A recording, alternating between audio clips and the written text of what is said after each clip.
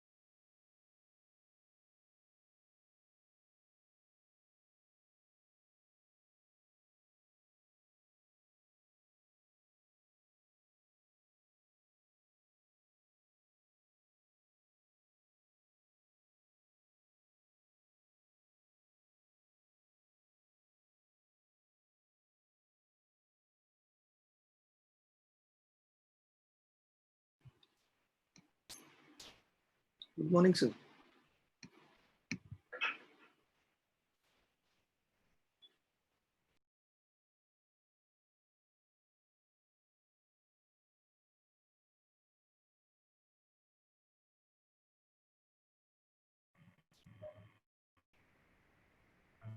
Okay, sir, good morning.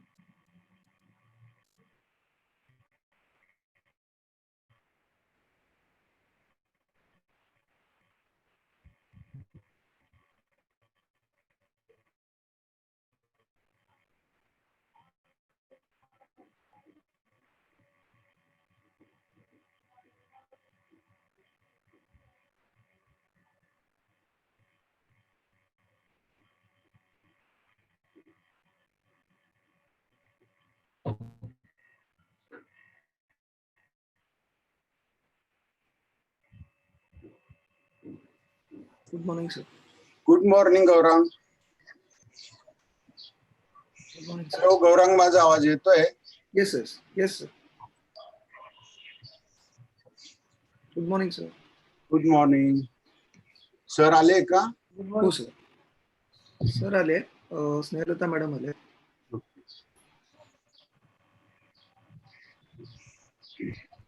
Good morning, Good sir. morning, sir. Good morning Gaurang. Hello Gaurang, माझा आवाज येतोय? Yes, sir. Yes, sir. Sir good morning.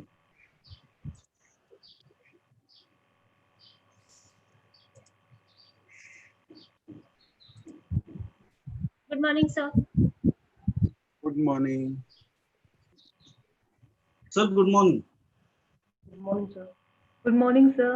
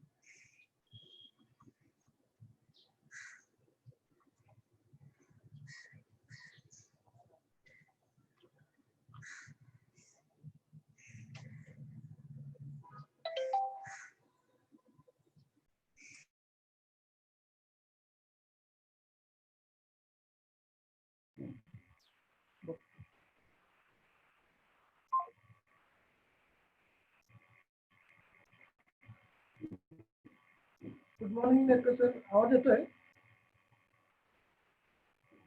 Satish sir आवाज येतोय?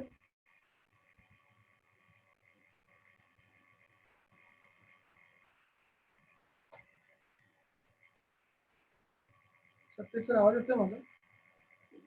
Yes sir, you are audible. हा. Okay.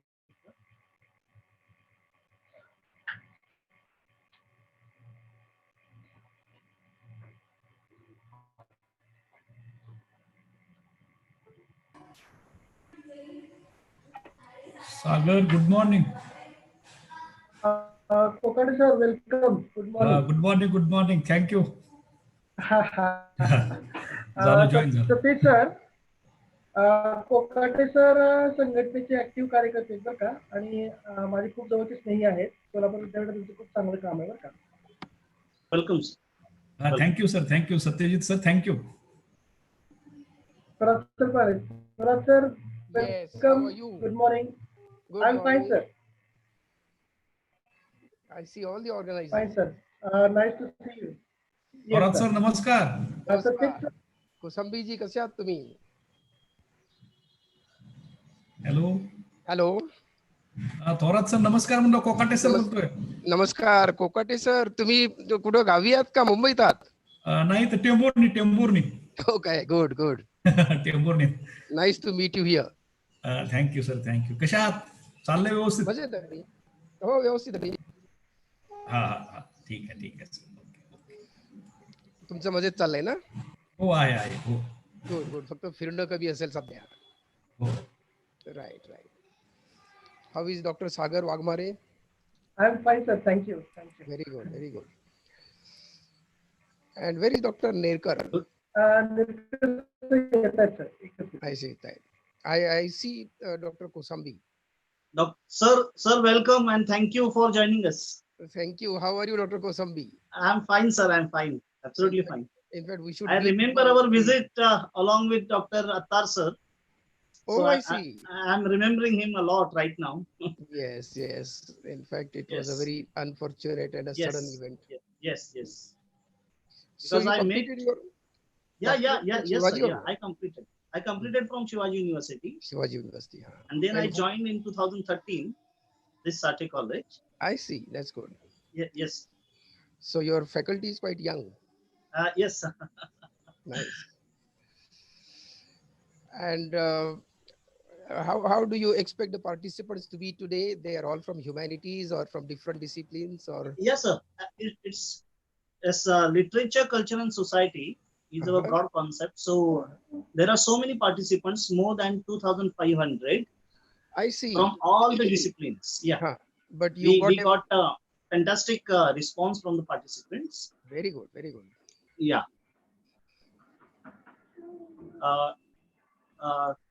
I welcome Dr. Principal Dr. Rajwadi sir.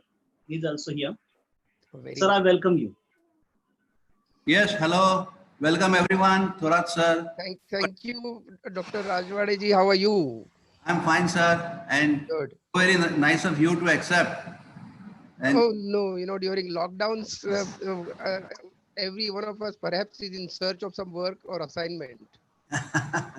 yeah, true. But then we got a priority that so we are very happy to have you amongst us today. And it's really a great pleasure to interact with academia.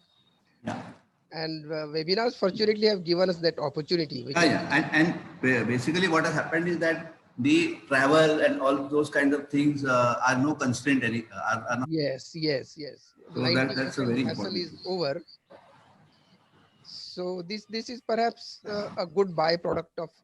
Yeah, absolutely. You're right. It's absolute good byproduct. Yeah, just imagine me coming to Sate College all the way, driving my car and then coming back and Yeah. taking the It Bombay saves so train. much of time, really.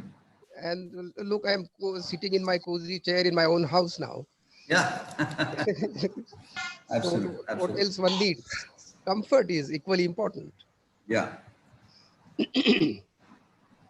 How is your college doing? This is an old college, right? Okay. We'll very soon start now. Yes.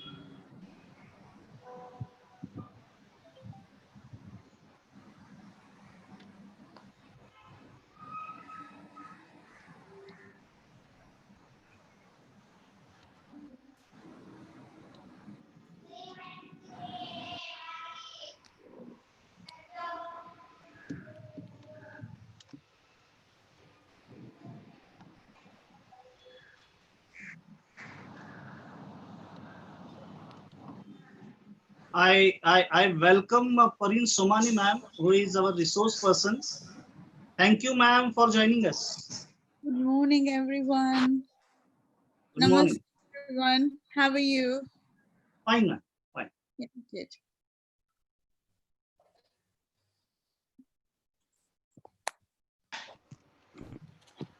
Nice to see Pari on the screen.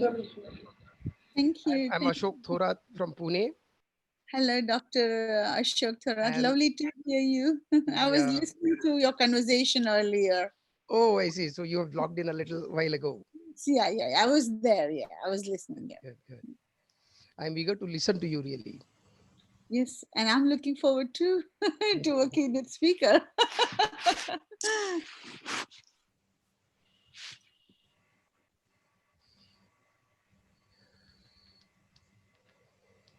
Are you still in London or you are in India? No, I live in London, but right now I'm not in London. I'm in Lisbon right now. Last night I've just arrived in Lisbon. Uh-huh. So I'm in the hotel at the moment. So I'm just looking at the light. I don't know how good the light is, and so I'm setting myself up right now. I see. Because when it's my own house, you know where I normally sit and you know your place. Because Right. I do everyday sort of a programs virtually like this. But because I'm in the hotel, so it's a bit different today. So we're just trying to see whether we should sit this way or other way. You know, we're looking at the different. Don't worry about the background. Just think about the plug points and Yes. the support. That's right. Yes. Yeah. Dr. Satyaji, you have Yes. received my PPT last night, and I've received your message as well. Yeah. Would you like And the to? thing, ma'am, I would like to ask you whether is it possible for you to share from your side? So it will be. Is it possible for you?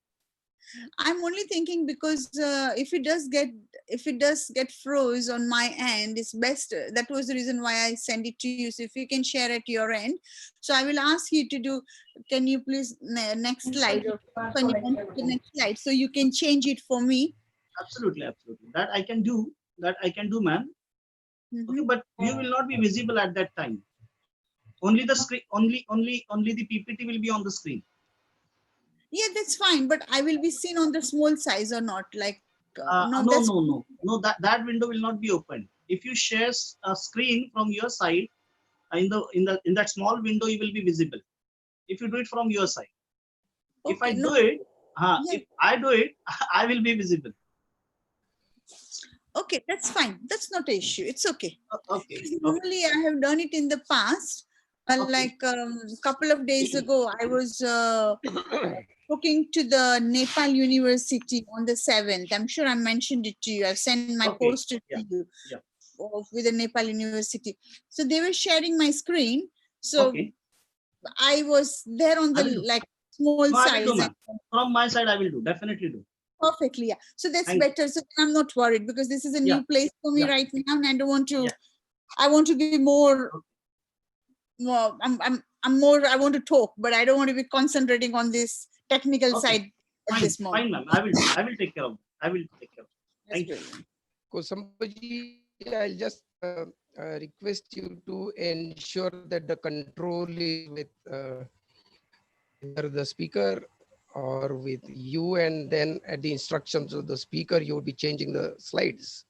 Yeah. Because if you upload it, share it from your end, then perhaps you will have the control. Absolutely. Yeah. Yes. I will coordinate with you, ma'am. I will coordinate with you. Yeah. While sharing the PPT. Yeah. So what I will do when I want to change it, I will say on to the next slide. So then unless if you are able to connect with my script when I'm talking at the same time, if you can think that this is going to be next slide. Otherwise, I will myself will tell you when I'm talking like this, I'll say on to the next slide. Then you change. Fine, I'll say on to the next slide, you change. Yes, so you can coordinate with my talk with my PPT. Yes. Yeah? Just give me that hint. Yes. No, I will definitely. Will you be changing or any of your colleagues will be changing? No, I will do that. I will. Perfect.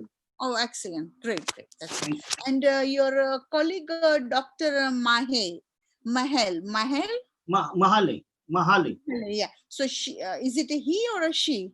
She. Good Dr. morning, ma'am. Panchashila. Yeah. So she will be doing my introduction. Is that right? Yeah. Yes, ma'am. I'll be doing. Good morning, ma'am. great. Good morning. I can't see you, so I'm the one in sari. If you can see, I'm visible there. okay. Let's have a look. Oh yes, I can see you. Oh, you look beautiful in the lovely sari. Oh wow. Thank you. Thank you so much, Very ma'am. traditional Maharashtrian sari. Huh? Thank you. Thank you so much, ma'am.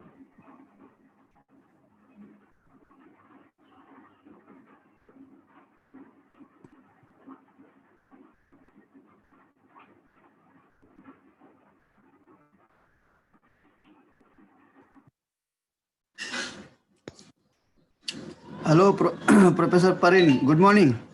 Good morning. Yeah, Sambhaji here. How are you? Oh, hello. Good morning, Mr. Sambhaji. Professor Sambhaji. कैसे हो? बहुत बढ़िया. सारू. सारू છે ને? મજામાં ને? મજામાં, yeah. That's it.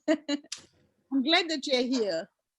Yeah, I would like to enjoy your talk today. Oh, thank you. Thank you. Thank you so much for connecting with me, with Dr. Satyaji. Yeah, Dr. Satyajit Kosandi is a faculty of this Sathe College. Yeah. No, it was a really good connection. I have to be honest. Yeah, it was really nice to connect with him, and I appreciate that, your support. Yeah, that's good. Good morning, Parin ma'am. I'm Dr. Prabhavati here. Oh, Dr. Prabhavati, how are you? Fine. How are you, ma'am? I'm fine, thank you. Lovely to see Oh. you as well. Yeah. I just now received the schedule, so I have just connected with you. So all the best, ma'am. Thank you. How is Professor Arvindji? Yeah, he's fine. Your daughter is okay now? Yeah, ma'am, fine. She's good.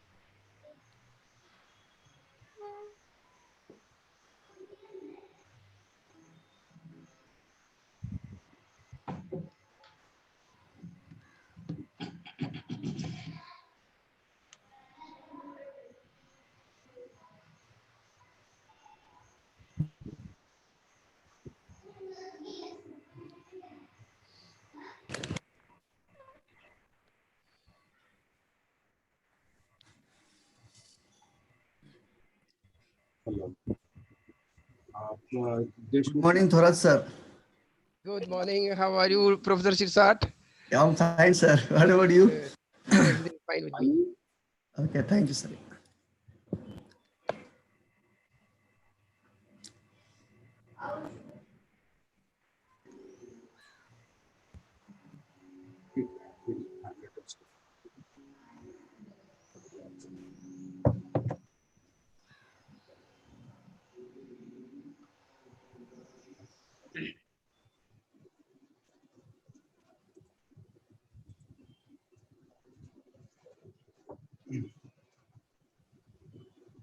Good morning, all of you. Thank you so much for joining us today. As you all know, that Sathe College Department of English has organized this international webinar in association with IQAC Sathe College. A warm welcome to all of you and very, very good morning to all of you. As per our tradition, I would like to begin this program with national anthem. So I request Gaurang sir to play Rashtragan.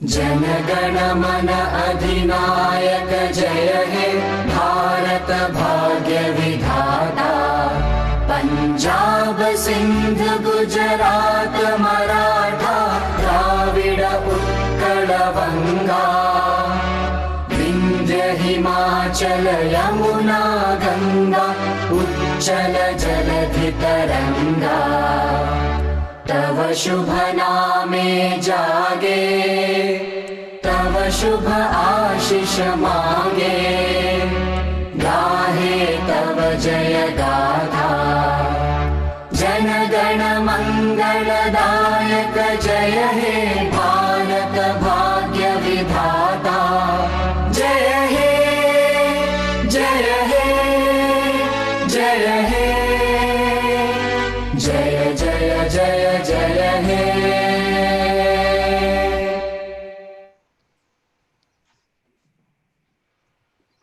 Thank you so much. Once again, good morning to one and all present here. On behalf of Parli Tirak Vidyalaya Association Sathe College, I, Dr. Satyajit Kosambi, Head Department of English and convener for this webinar, welcome you. As you all know, the webinar is on the reflections of pandemics on literature, culture, and society. I welcome Principal of Sathe College, Dr. M.R. Rajwade sir, Vice Principal and IQAC Coordinator, Dr. D.M. Nerkar sir. I welcome Vice Principal of Sathe College, Srimati Pramodini Sawant Madam, PTVA Association's Treasurer, respected Bansi Dhurandhar sir, PTVA's member and former Vice Chancellor of University of Mumbai, Dr. Snehalata Deshmukh Madam, today's inaugurator, Dr. Sudhin Nikam, who is Chairman, BOS for English Studies, University of Mumbai, keynote speaker, eminent scholar, Dr. Ashok Thorat sir. Even I welcome resource person, Parin Somani and Dr. Kalyani Ballar. And obviously, all of you, the participants from the different states of India and countries like Jordan, Saudi Arabia, Indonesia, Bangladesh, Afghanistan, Qatar, and Anbar, Iraq. It's a great feeling for the participation in such a huge number. Thank you for such an overwhelming response, all the participants. I'm glad to announce that the organization of today's event coincides with the centenarian celebration of Parli Tirak Vidyalaya Association, that is PTVA. On such a glorious occasion, we are really blessed to receive the gracious support and all-time guidance of the head of our institution, Principal Dr. M.R. Rajwade sir, who has continued to remain our guiding star right from the time of the conception of the idea of organizing this webinar. His sincere involvement in the organizing of today's event reflects his personal interest in all such ideas that are relevant in the contemporary times. So, as head of the department, I express my extreme gratitude to the principal and let me call upon Dr. Rajwade sir to address the gathering. Over to you, Dr. M.R. Rajwade sir. Thank you, Satyajit, and good morning to everyone present here. I am particularly grateful to all our dignitaries who are present here, Dr. Sudhir Nikam, Dr. Ashok Thorat, Parin Somani Madam, Dr. Kalyani Vallabh. We are always blessed with support of our management. Board member Dr. Snilata Deshmukh Madam, who, as it has been mentioned, is former Vice Chancellor of University of Mumbai. We are also blessed with presence of our Honorary Treasurer, Sri Bansidhar Purandar sir. Always receive positive inputs from the management as a whole, and these two individuals are present today particularly. And of course, I welcome from the bottom of my heart all the participants who have signed in for this particular webinar, which has a very topical relevance in this raging pandemic. In this particular instance, it will be important for me to tell you all about the institution which is hosting this particular webinar. Sathe College is now more than 60 years old educational institution.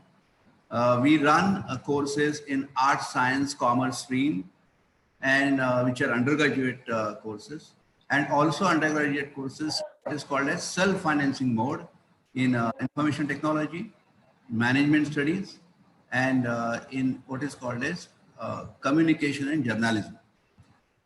We have courses, PG courses in botany, chemistry, IT, and also communication and journalism.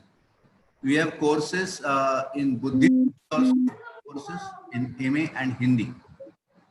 We also run a couple of certificate courses which help our students to enhance their personality and to see that there is a value addition to their learning. Those are run by different departments themselves. Some of them are in econometrics, some of them are in data science, and so on. Ours is an institution which has been accredited with A grade even in the third cycle. Earlier cycles too, we were awarded A grade. This is an institution which gives importance to the all-round development of our students. With our motto, Purnata Gauravaya, we make sure that the students attain their potential to the fullest. We encourage the participation of students in the social service program, National Social Service Program, NSS, which is run in guidance with the University of Mumbai, and the NCC, the National Cadet Corps. For NCC, I am proud to mention that in last 4 years, 3 times our college was awarded the Vice Chancellor's banner. So our NCC cadets are doing us proud a lot. Our cultural wing is not left behind.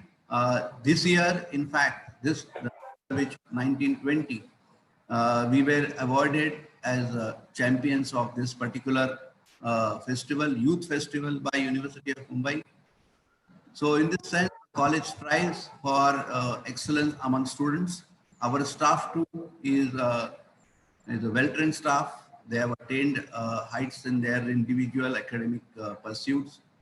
In line with this, our Department of English they have come up with this particular concept of webinar in the midst of this pandemic, and we are going to examine the impact of this ongoing pandemic and the previous ones on literature, society, and culture. To my mind, this kind of investigation by academic community is an important activity in itself, because while the things are on, an attempt has to be made to examine the impact actually being done here. I am quite happy that is happening, and one important point I would like to mention here, that pandemics are actually challenge to the humanity as a whole, and there the role of science, really speaking, is very important.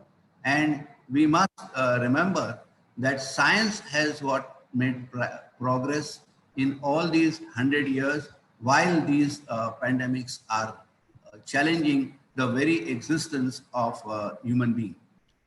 So science, what does it give us? Science is also an endeavor of human being, and that tries to conquer the diseases around us, tries to conquer the kind of difficulties the human beings have to face. That is a very important element which we must remember while examining the impact of these calamities on the human civilization. Because without the science, pursuit of science, without pursuit of the truth, which is taught by science, there is really no hope, because then the human beings become only the creatures which are there in the wild, and they are subjected to the whims of nature, and they cannot really do much upon much about the challenges which are faced by nature. They just become victims of nature. But that is not the case with human beings. Human beings have invented for themselves what is called as the wonder of science, and they have attempted various solutions through science. They have made lives better once again. So all this is existing. So this, I'm sure, rekindles our hope in the survival of human being, survival of human civilization, survival of human culture, literature, and everything. So with that belief, I think we must progress. With that belief, with that confidence, we must progress ahead in these difficult times. And I'm sure these today's deliberations, academic deliberations, are going to be quite helpful to the academic community in general, and to our college in particular. We are looking at it as a continued activity, because we have not stopped at only hosting this webinar.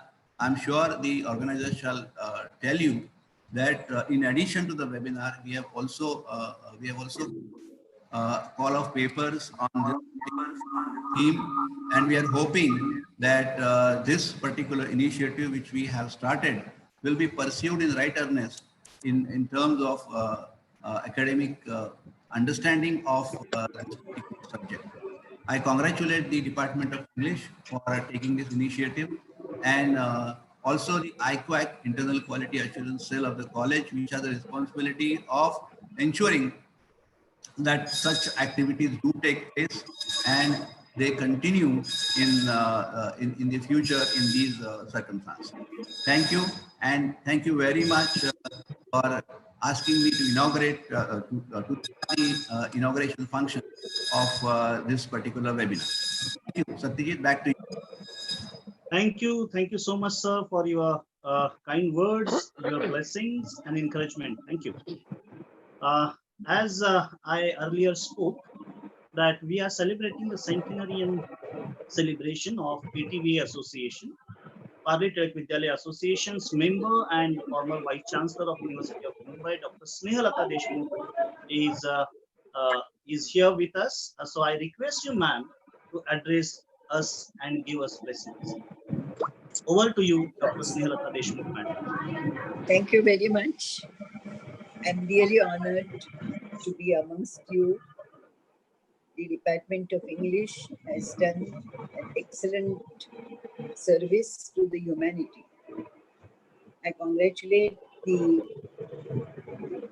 principal, Dr. Madhav Rajwade, and also Department of English and all the others in Sati College. As you rightly said, we are in the midst of organizing various programs because we have now reached the 100th year of our existence. Named after Lokmanya Balgangadhar Tilak, it is Parle Tilak Vidyalaya Association. And we have the treasurer of our association with us, who believes that money is not everything, but money has to be earned. Well, the topic of today is a very important topic, particularly I was introduced as a vice chancellor of the university, but I would like to be introduced as a medical doctor, and that too a pediatric surgeon. I started my career as a general surgeon and then a pediatric surgeon, and joined this association after I retired from the University of Mumbai after completing my tenure of 5 years. This association forms the foundation, that is the base, because it has schools, it has colleges, it has postgraduate institute, which is a management institute, and in 100, entering after 100 years, we are planning to go ahead to have what is the need of the day today, that is the center of entrepreneurship and excellence. Today, we are in the midst of various problems. That is, the pandemic of COVID has affected us, but it has not deterred the efforts of going ahead. And we have already gone ahead with having a program, the introductory program. The difficulty was that we had to organize a big program, but COVID allowed us to think properly, and that is why, thinking ahead, we have done this program online earlier. That is 9th June. We started on 9th June, so we finished the program on 9th June. And all the members participated in it, all our alumni participated in it. It was in the right spirit. COVID pandemic has affected us, no doubt. But at the same time, we have put in tremendous efforts. The doctors, the nurses, the police people, the servants, the workers, the teachers, the principals, name anybody, and the nurses above all. And of course, what have we learned in this pandemic? I'm looking at it from that point of view. We have learned to work. The work which was left to the maids is being done by us, the educationists and the highly educated people. We have to make our own breakfast, lunch, dinner, etc. We have to clean the house. So these are some positive aspects of looking at this pandemic. No doubt, we are worried every day. Is it going to affect me? That is the main worry. And that is why everybody has to put on a mask, wash hands, good diet, and build up your immunity. This is exactly what we have been taught. COVID is a virus. So we are taking care of not being affected by the virus. If we are affected, then naturally our oxygen saturation goes down and we need admission. The oxygen saturation is to be tabled by a small instrument which costs about 2,500 rupees. It is put on the finger and the SpO2 is monitored. If it goes below 96, then we have got to introspect ourselves and then see that the oxygen concentration improves. It is because of this virus affects mainly the lungs, and the carbon dioxide goes on accumulating and it leads to pneumonia. This is the common knowledge which everybody has to know. So that is why please monitor your oxygen concentration, and the way to think positively is but because of literature. Literature makes you think positive. Do your duty and a little more. That is what the literature teaches us. If your duty becomes a desire, then it is a desire which is a delight. So the duty, the desire, and the delight. You need to have these three Ds. What has its effect on the society?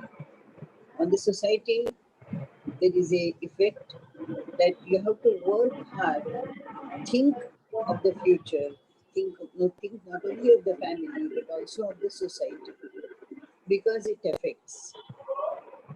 We have seen a pandemic of polio much earlier as doctors, and we have seen various diseases which take the thing as a pandemic. But this is one of the worst pandemics that I have ever seen in my life. Worst because it has hit not only the human being, but it has hit the whole society. So the society at large must think how to overcome this pandemic. There are plenty of efforts that are being put in by all of us, but up till now, we haven't found a real drug which will cure the effects of this virus, that is Corona 19. Well, ladies and gentlemen, I'm not going to give a long talk because I'm keen to listen to literary people who are going to talk on the responsibilities, culture, the society at large, etc. But I must tell you one thing, that when I get tired and I want to stop working, I would wonder that my next opponent was what he was doing. When I could see him still working, I'll start working more and pushing myself. And when I see him in the shower, I would push myself harder. This is what is said by the Olympic champion. So we would like to be a champion, and though we are in the high range just now, we would like to be in the lowest range, that we have overcome this COVID pandemic. Let's do our duty properly. Let us be having a positive approach, as Satya College has really taken the lead in discussing the various aspects of this pandemic. And also, people have, I can see Ashok Thora, who has been a role model to various people. Pari, who has come all the way from London. I'm looking forward to listen to her very carefully. Our English department people will also participate, and we will have a very good webinar. So, as I was told that I should give blessings, my all blessings are with you. And the most important blessing is that in the next month, the pandemic situation will not worsen, but it will become much less. So that is the blessing. Why?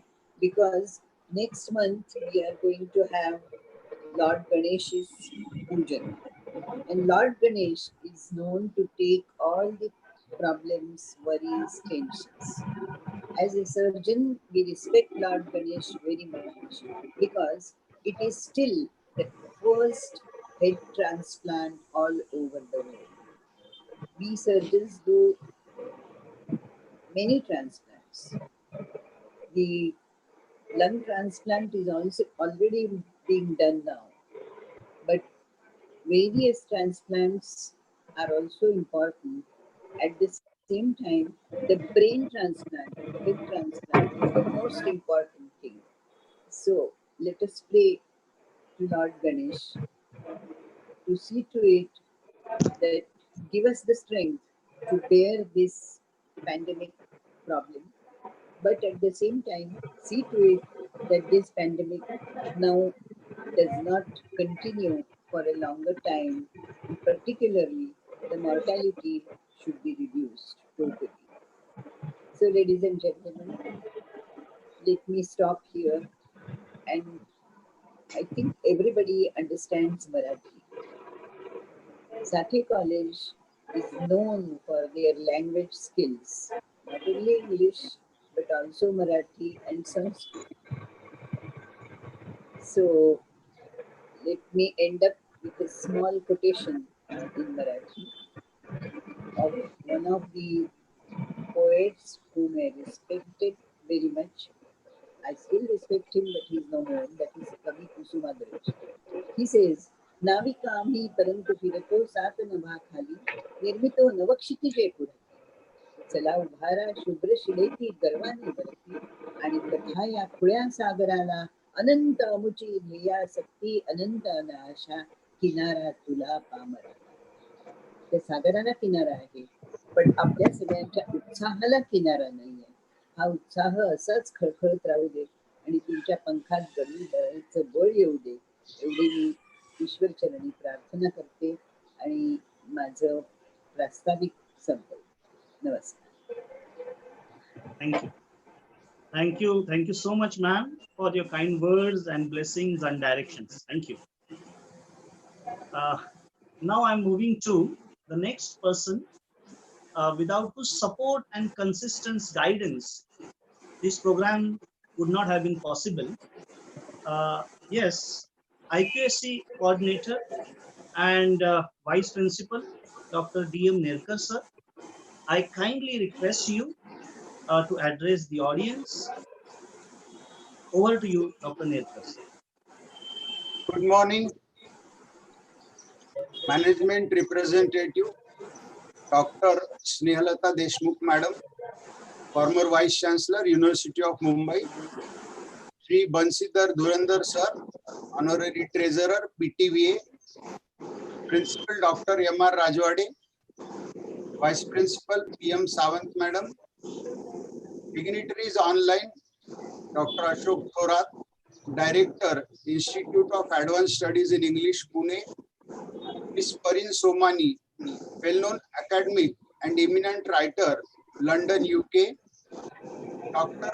Kalyani Vallath, Director, Vallath's Total English Solutions, Trivandrum, Kerala, Dr. Sudhir Naik, Chairperson, BOS in English, University of Mumbai, Dr. Shivaji Sargar, former Head, Department of English, University of Mumbai, and 2,500 plus participants globally.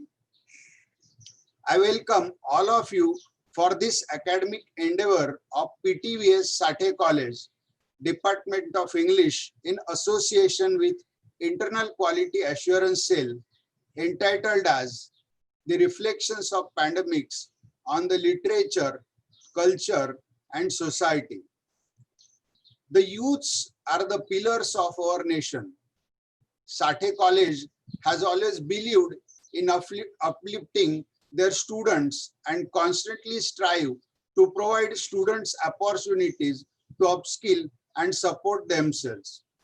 The IQAC team has hence organized several webinars in association with multiple departments to keep in touch with our students. To date, we have successfully conducted 10 webinars ranging on topics from placement and COVID-19, reinventing yourself for several survival to celebrating International Yoga Day. These webinars also have a significant viewership of 5,000 plus viewers. As we all know, for the past few months, mankind has bravely battling the coronavirus. This pandemic has created a global health crisis that has significantly altered how to perceive and interact with the world around us. This somewhat bitter situation has made us reevaluate our understanding of society and the role of individual in it. And this is where literature comes into play. Literature and art have been the backbone of our society. As humans, we tend to seek comfort in stories, searching for a single truth that we are not alone in this. These are trying times, and sadly, we are not the first generation to go through this. Well-known authors such as Rabindranath Tagore, Albert Camus, Margaret Atwood have created pieces of fictions that are similar to these unprecedented circumstances being faced by us. A famous poet once said, "In the dark, will there also be singing?" Yes, there will also be singing about the dark. I hope that today's webinar helps us to find courage and face these challenges with new profound hope.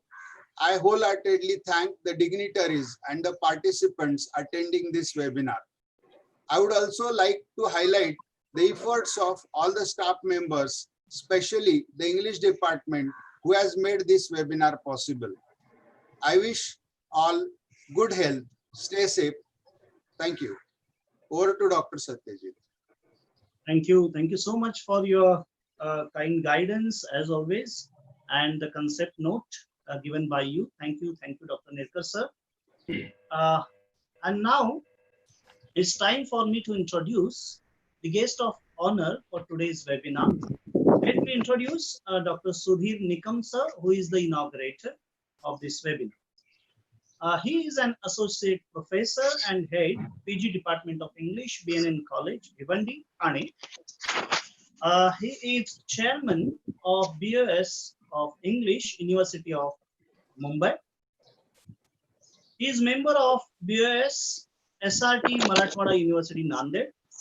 Even he is member of Board of Studies of MK Bhavnagar, Shivaji University, Kolhapur, and even the Board of Studies in Language, English and Indian Languages, Rashtra Santa Tukadoji Maharaj, Nagpur University. He is member of Board of Studies in English, TC College, Baramati. He was a secretary of Indian Association for Canadian Studies. He is an editor, Literary Insight, a referred international journal, and editor of Contemporary Discourse, a peer-reviewed international journal. He is an associate editor for Langley, an international peer-reviewed open access journal, and he is an advisor and member for so many editorial boards, more than 20 refereed national international journals. Along with this, he is a founder of HERSO, that is Higher Education and Research Society. I take this opportunity to express my gratitude to Dr. Sudhir Nikam, sir, and request such an eminent scholar and academician to inaugurate the webinar with his address. Dr. Sudhir Nikam, sir.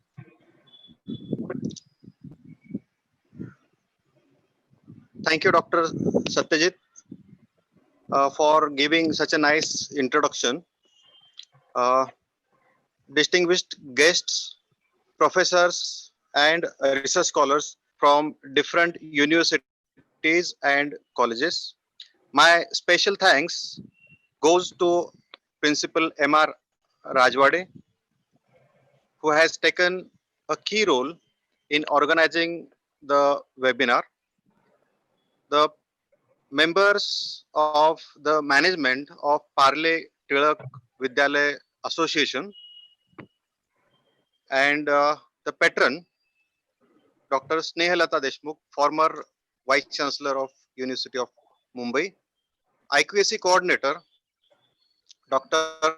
Nirkar, my friend and head of the Department of English, Dr. Satyajit Kosambi, and my colleagues, Dr. Panchashila Mahale, Dr. Sagar Wagmare, and my former colleague, Ms. Poonam Uvyote.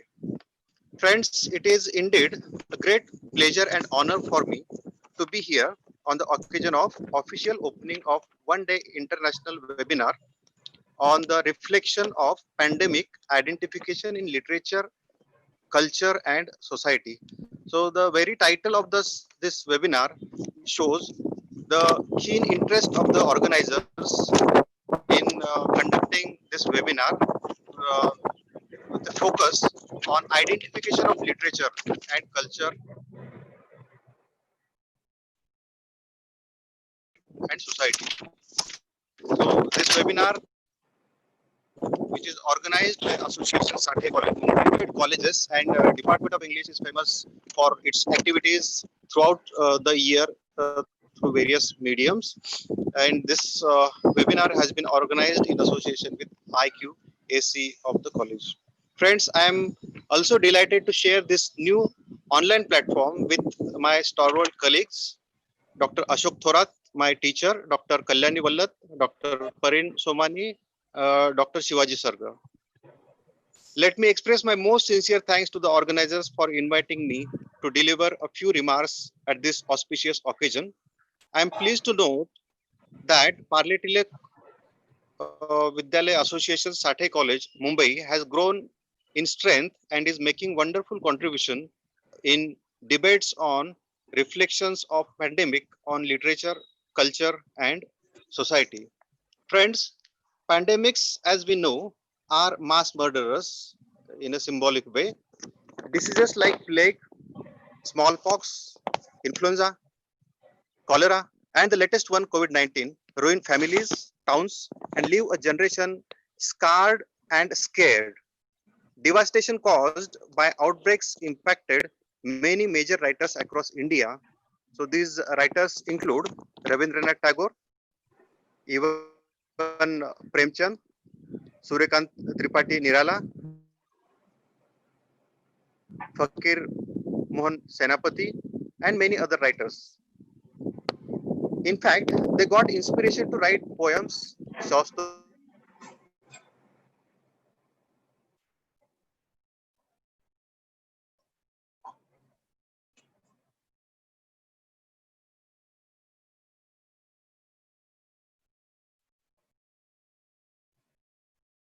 stories, and novels. If you ask me how literature helps to get nature explain away or fight off things such as pandemics.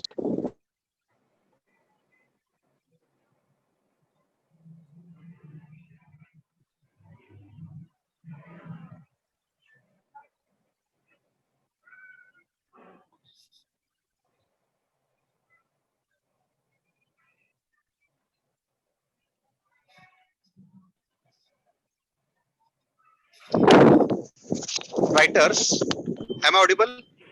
Yes, sir. Yes, sir. There is a network issue, but yes, sir. There is a network issue, but please you continue. Am I audible? Yeah. Yes, sir. Yes, sir. Please continue. Yeah. Yes, sir. Yeah. So there is some network problem at the place where I'm standing. Still, I'm making my efforts. So, friends, I believe that the emergence of a new breed of pandemic is linked to human behavior. So, human behavior matters a lot as far as pandemics are concerned. Epidemics and pandemics are humanitarian crises. They are not artificial. So there are many constituent elements of the humanities that help us in scrutiny of societies in the grip of and covering from pandemics. First and most obvious to talk about, literary texts and arts have represented sufferings populations since ancient times. What makes the literature of plague, pestilence, and pandemic is a commitment to try and forge, if not some sense of explanation, then at least a sense of meaning out of the new experience of Good afternoon to all the horror participants. and despair.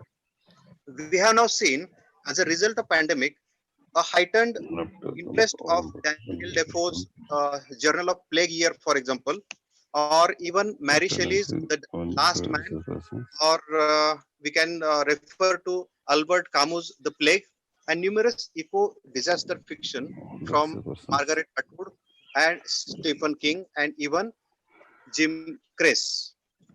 The words like Roy Potter's The Greatest Benefit to Mankind and Frank Snowdown's Epics, Epidemics and Society, that both disease and medicine and health and epidemics are a part of historical change and development in any society.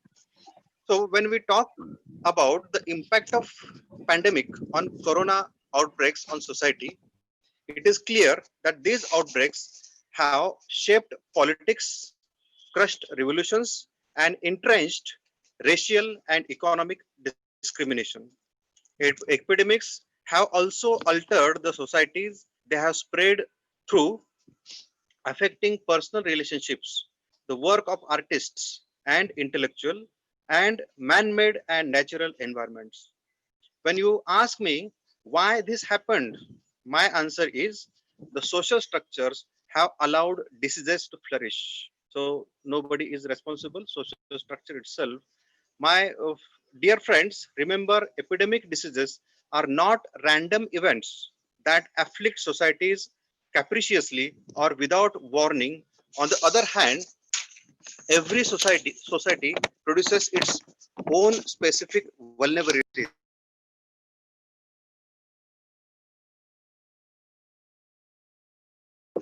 and its standard of living and its political priorities. Friends, I want to raise one simple question, which is what are the major ways in which pandemics have shaped the culture and modern world? Remember, friends, pandemics are category of disease that seem to hold a mirror to human beings as to who we really are. So this is the time to reflect, contemplate, and console ourselves. This is to say they obviously have everything to do with our relation to our mortality, to death, and to our lives.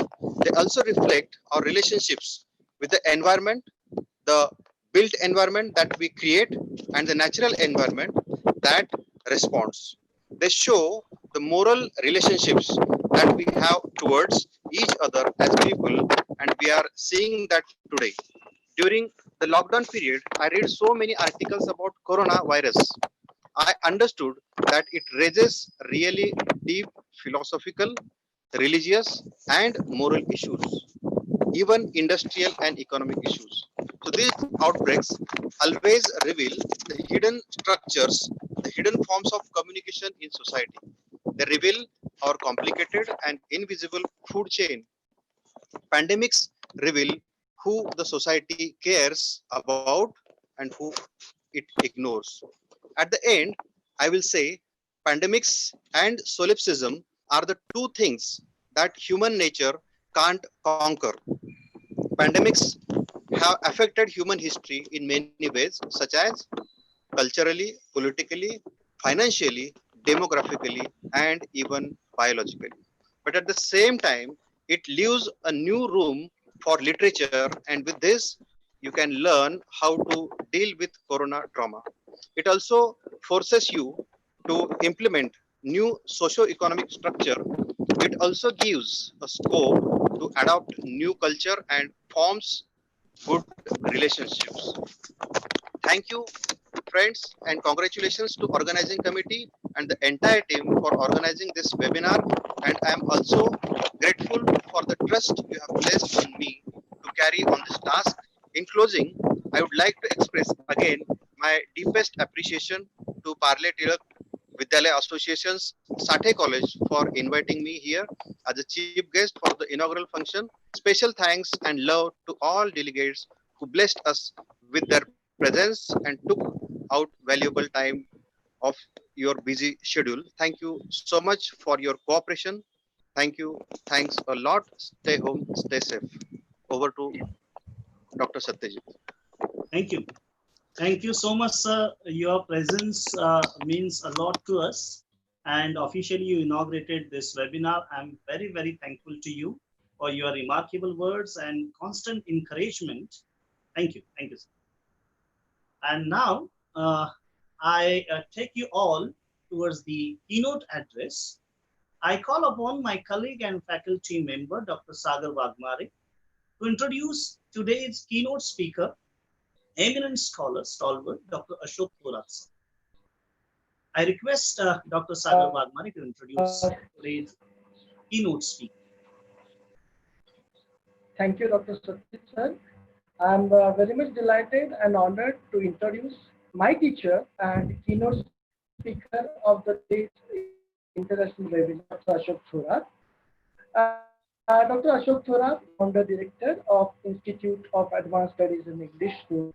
It is an 18-year-old research institute, postgraduate college in English that has to its credit around 2,000 alumni, well placed in 18 countries and in all the Indian states. The alumni include 136 PhD, 176 MPhil students, and 900 English alumni are recognized by different universities as PhD guides in English, and more than 100 have cleared NET and SET in English. Dr. Thorat is also the founder director of Center for Digital Humanities in 2013, the first in India. He is also co-founder of Dharti, Digital Humanities Lab for Research and Teaching Innovation. Dr. Thorat is a teacher and a public speaker. He has taught English in Pune University for 40 years and have successfully guided 36 PhD and 44 MPhil students, published 42 research papers, and have written as well as edited 3 textbooks and produced 24 CDs on phonetics. He has given more than 550 speeches in UGC-sponsored refresher, orientation, and faculty development programs in different parts of India. Dr. Thorat participated in 171 national and international conferences and gave more than 100 keynote or inaugural addresses.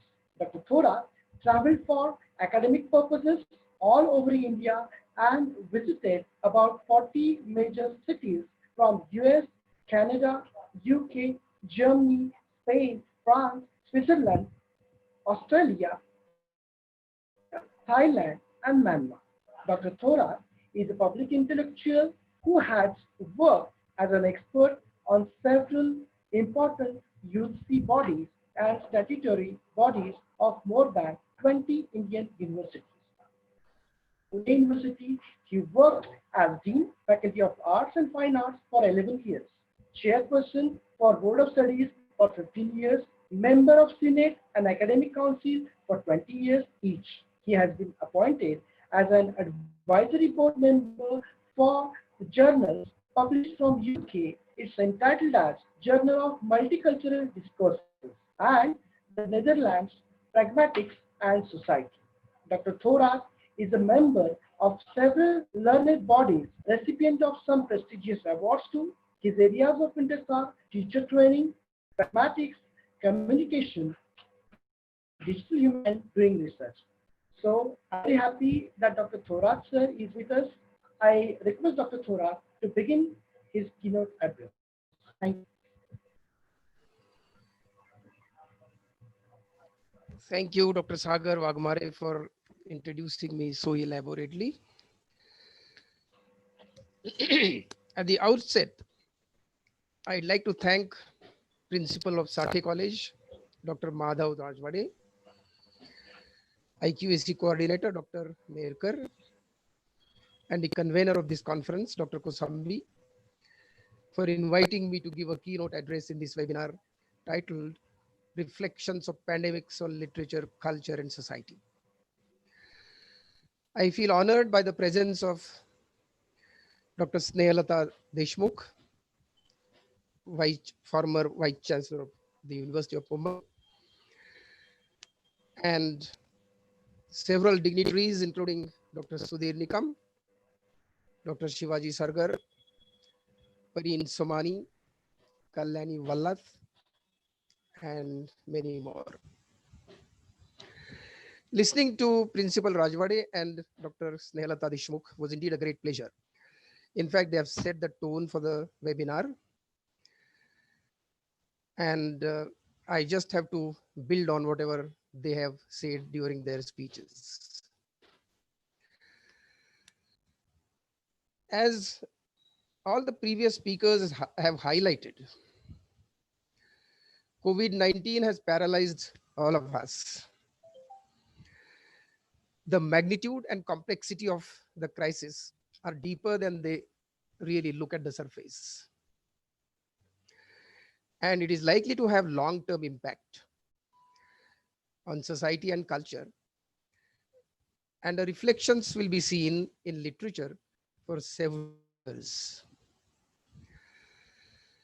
Friends, coronavirus is not just a public health crisis. It's an ecological one also. Microbial webs have bridged the spaces between human beings and other species for all our history.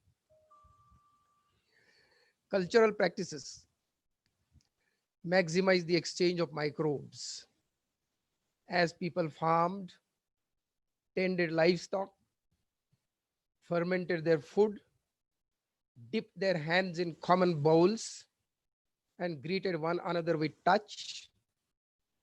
They engaged in rituals that bound them together with their neighbors and other organisms.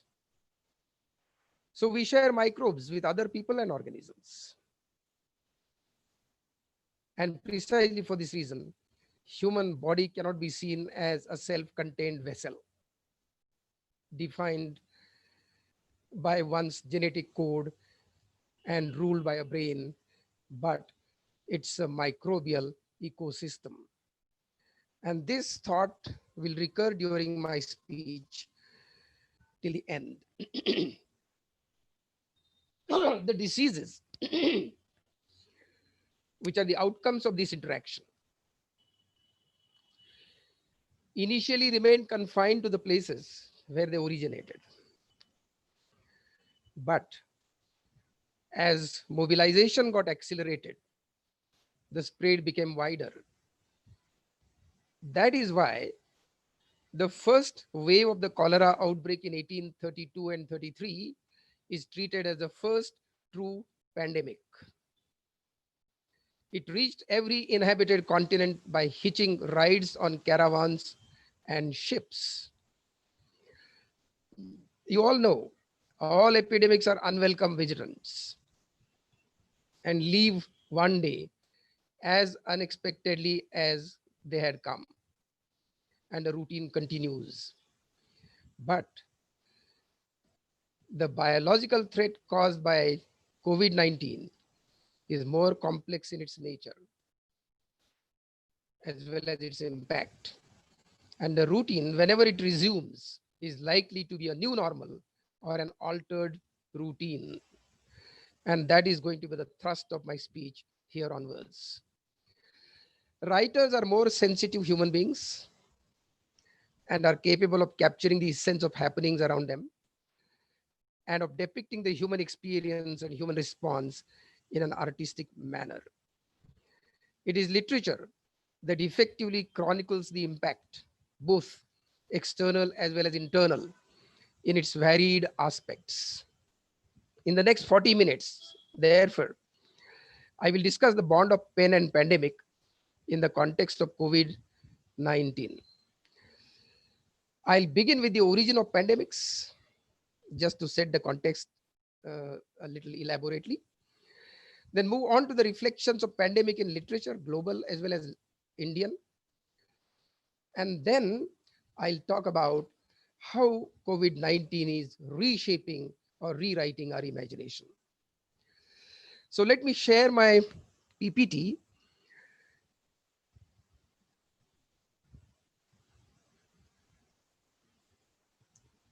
Can I request the host to allow me to share my screen?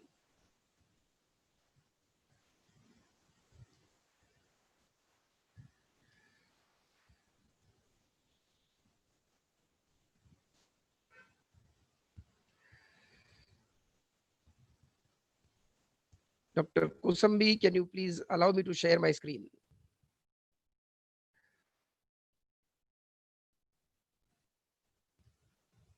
Yes, sir. Yes, sir. Yes. Gaurav sir, kindly enable sir to share screen. Yeah, I think it's working now. So Done, sir. Done. yeah, it's working.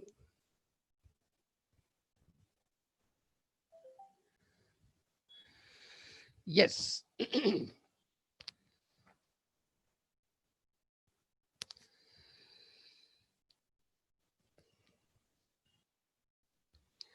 Let's look at the origin of pandemics.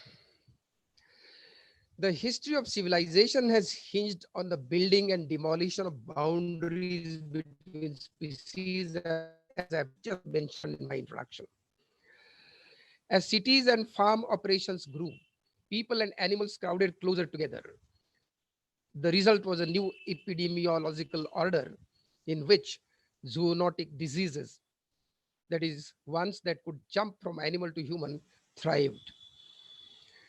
The misnamed Spanish flu of 1919 most likely emerged on Kansas farms where people, animals, and birds lived in close proximity.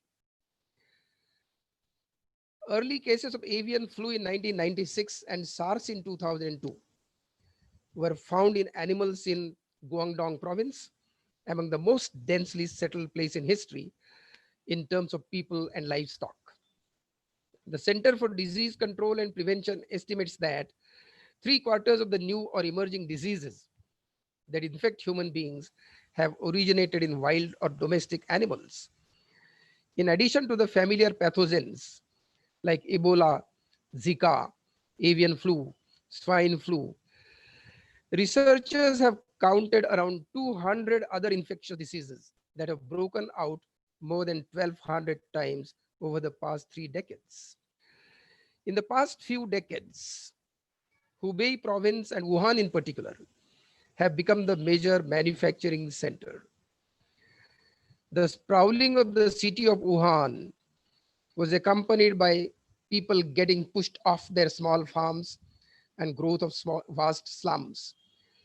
People ventured into the forests, hunted, and raised wild game, trapping, caging, and breeding pangolins, alligators, bats, civets, and other roaming animals.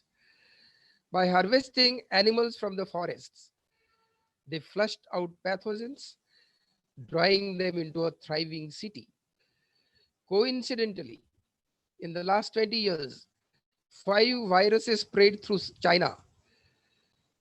These are the 5 viruses: SARS, avian flu, swine flu, bird flu, and now COVID-19. Wuhan has attracted the attention at global level for one more reason. The city has the biggest laboratory in the world, spread over 3,000 square meters, and researching on viruses and vaccines. The lab is known to have 1,500 virus strains. The arrests of doctors, teachers, professionals who speak openly about these experiments raises doubts about the intentions of China. We know that Dr. Wen Liang, who openly talked about COVID-19, was arrested on 30th of January and died 8 days later on 7 February 2020. It is now a known fact that the first patients of COVID-19 were reported in China in November 2020. But no precautions were taken, and the virus moved out of China and freely spread in various countries. WHO declared it as a pandemic on 30th of January 2020. Today, it has spread in more than 190 countries, infecting 12.3 million people, killing around 5,60,000 people. Life has come to a halt, causing unprecedented misery, stress, and uncertainty. A crisis of this magnitude cannot escape from creative writing. Let us try to understand the bond of pen and pandemic. I'll go into the history of this bond, and then we'll come to lockdown literature, and then to my favorite topic of rewriting imagination. The word epidemiosis was first used by Homer for the returning natives in Odyssey. It meant that which circulates or propagates in a country. Since then, writers over centuries have explored the impact of epidemics in prose and verse. Boccaccio's poem, The Decameron, written in the 14th century, provides an authentic description of the devastation by pestilence in Florence. This to write The Pardoner's Tale that portrayed plague in England. Epidemics and human response to it occasionally gained a higher dimension. Perhaps the best example is Albert Camus' The Plague. This seminal allegorical work is a critique of repugnant materialism as well as a graphic account of human confrontation and cohabitation with death. There's an interesting description in Defoe's Due Preparations for the Plague as well so as Body of some extraordinary precautionary measures taken by the head of a family during a self-imposed quarantine that lasted an amazing 5.5 months in 1965. This is very interesting. Even letters delivered by the postman were purified by sprinkling them with vinegar, read with a large reading glass, which read at a great distance, and as soon as they were read, burned them in the fire. So this is how epidemics has been depicted historically in literature. Let's look at the reflections of epidemics in Indian literature. In responding to epidemics, Indian literature also celebrates the enduring range of human responses, the gamut of feelings that rage against the onslaught of disease and death. Epidemics figured into Indian literature on a large scale. In Rabindranath Tagore's novel Chaturanga, for example, when Calcutta is scourged by plague, the compassionate uncle converts his home into an infirmary for the poor, but while nursing the patients, succumbs to the disease. Celebrated Hindi poet Suryakanta Tripathi's memoir, A Life Misspent, provides a heart-rending account of the influenza epidemic that ravaged India during the early years of the 20th century. At one place in this memoir, Tripathi says, I traveled to the riverbank in Dalmau and waited. The Ganga was swollen with dead bodies, and at my in-laws' house, I learned that my wife had passed away. You know, there are many such touching moments in the memoir. In Bengali writer Sharat Chandra Chattopadhyay's works, malaria is an inevitable part of rural life. His protagonists, Ramesh in Pali Samaj, Vrindavan in Pandit Masai, or Shikanta in Shikanta, are portrayed as altruistic, eager to take on the arduous task of rescuing pandemic-afflicted villagers who are oblivious of the danger of contagion. COVID-19 is also inspiring writers. The virus and its aftermath, lockdown, and the accompanying emotions are being written about in fiction, non-fiction, as well as poetry. This experience of the lockdown, with all the accompanying emotions of fear, loneliness, uncertainty, has resulted in the birth of a new genre called lockdown literature. And now I'm going to give you some examples of literary artifacts which have been produced in the last 3 months. The March of Migrant Workers inspired Siddhartha Jigu to write Love in the Time of Quarantine. It's a short work of fiction that has 2 parallel stories. One of lovers separated by time zones due to the lockdown, and the other of a migrant labor family that has nowhere to go.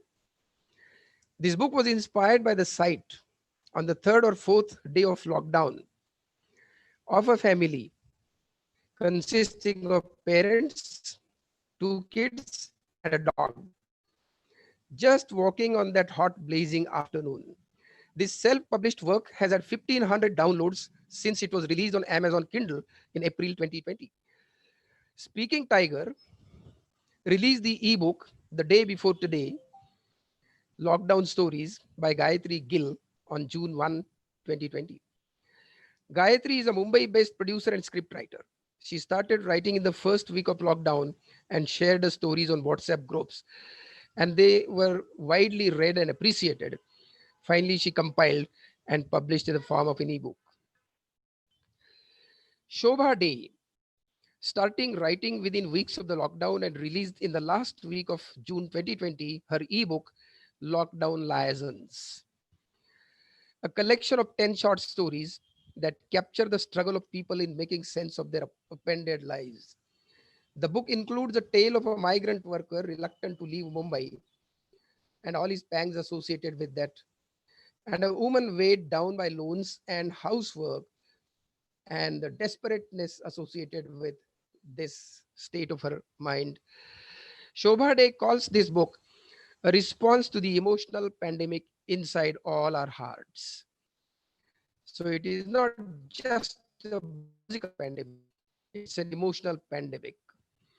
In the last week of June, Westland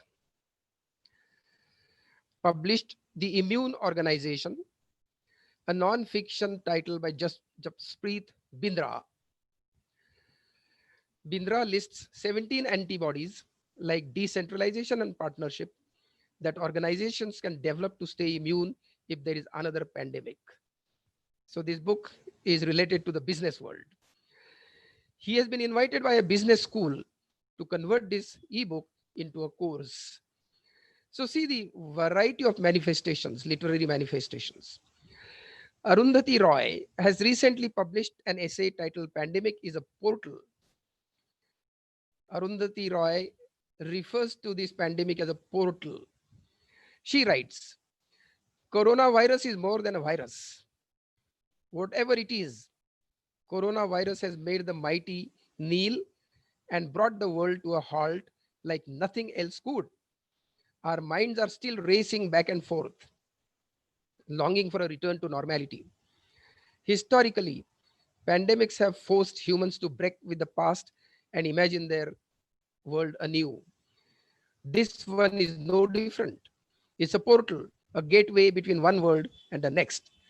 So see how these sensitive writers have been seeing or perceiving this crisis. Renuka Chatterjee, Vice President of Speaking Tiger, says, COVID-19 pandemic is inspiring writers, just like we had a flood of partition novels for decades after 1947. The virus and its aftermath are a rich fodder for a writer. The theme of isolation and being locked up and the way it has brought us face to face with mortality and death. Kartika VK, publisher, Westland Publications, feels that responses to lockdowns, like all major events in history,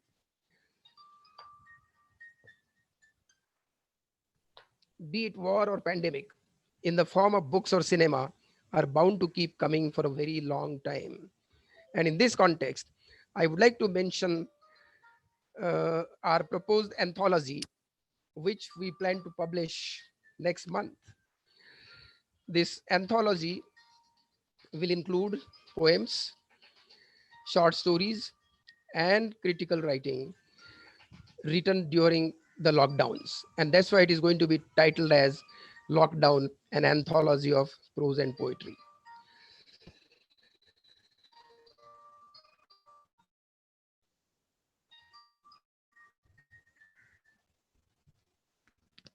Now let us look at the fodder. As I mentioned while quoting Karthika VK, she looks at the whole scenario as providing a rich fodder for a writer. So what I plan to do is to just tell you a few episodes you may have read in different newspapers, but these episodes and such episodes are likely to be a very rich fodder for creative writers. The first one, a retired headmaster.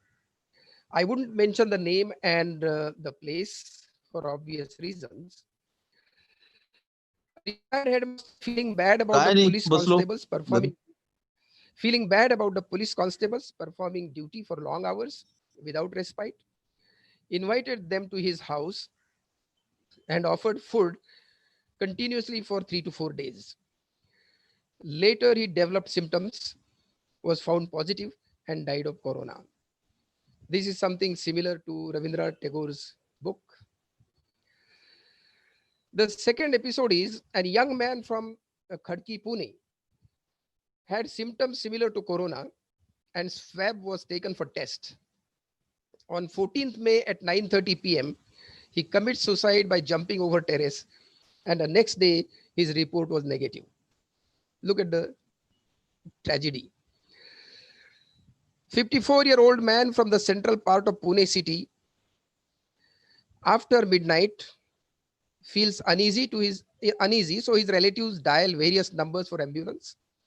With no results, finally they approach police, and police chowki is just at a distance of 200 meters from the house. The anxiety of the relatives grows as the condition of the patient worsens. With the hope that they will get some vehicle, the patient is brought out of the house to the main road.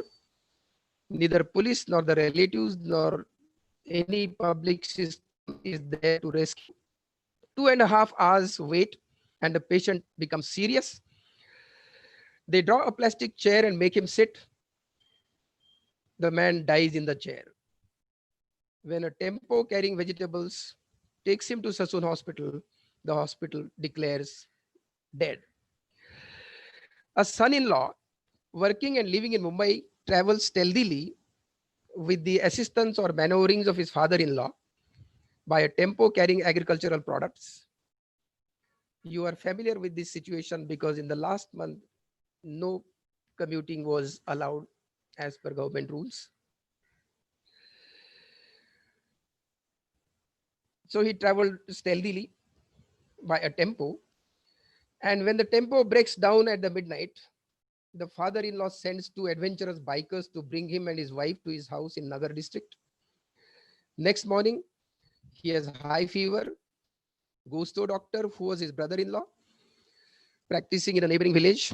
After a few salines, he feels better and goes to his aunt's house, then to a relative's house in another village, and finally again to father-in-law's house.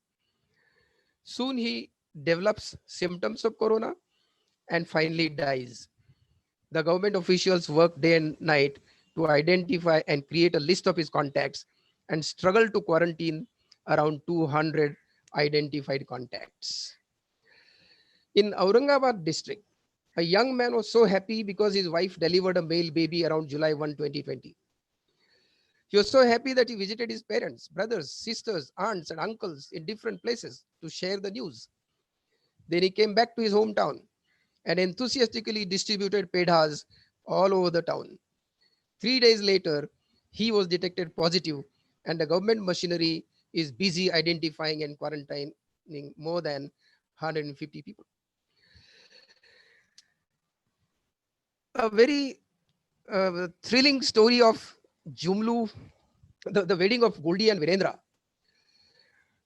which was scheduled on May 4, but the lockdowns forced the families to put it off. With no respite till May end, 19-year-old Goldie secretly sets out of her parents' house in Kanpur Dehat and treks 80 kilometers to her groom's house alone and marries him. Just imagine how dramatic, how thrilling, how catching these events are. Jamlu Madkam, an impoverished 12-year-old girl, died in Chhattisgarh's Bijapur after walking for 3 days through dense forests to reach home. She had taken the desperate 100-kilometer walk from chili fields in Telangana, where she had gone with other migrant workers to work before the lockdown. Just 11 kilometers short of home, she died of muscle fatigue, hunger, and dehydration. Mention of these episodes, and there are many, many episodes of this kind in every country of the world, of course. Mention of these episodes will make more sense if we ponder over the deeper and more profound impact of COVID-19. I will now talk about how this pandemic is rewriting our imagination. And then the narration of these episodes will make more sense. Raymond Williams, the critic, says, every historical period has its own structure of feeling. This spring is also historic and is creating a new structure of feelings. The virus is rewriting our imaginations. We are entering a new world. We are learning our way into a new structure of feelings. There are several aspects of the structure of feelings. I'll focus on just 5 areas. Number 1, sense of history. By observing the guidelines given by ICMR, Indian Council for Medical Research, and the state or central governments, we are acting as a civilization. The message, flatten the curve, is taken religiously, assuming that we can contribute in avoiding mass death. When we do it, it will be civilizational achievement. A new thing that our scientific, educated, high-tech species is capable of doing.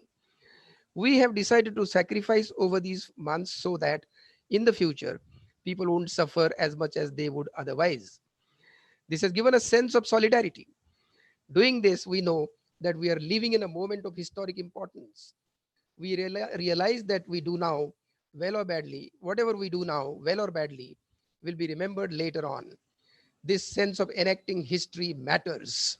We are living in a historic moment. This is a part of the new structure of feeling.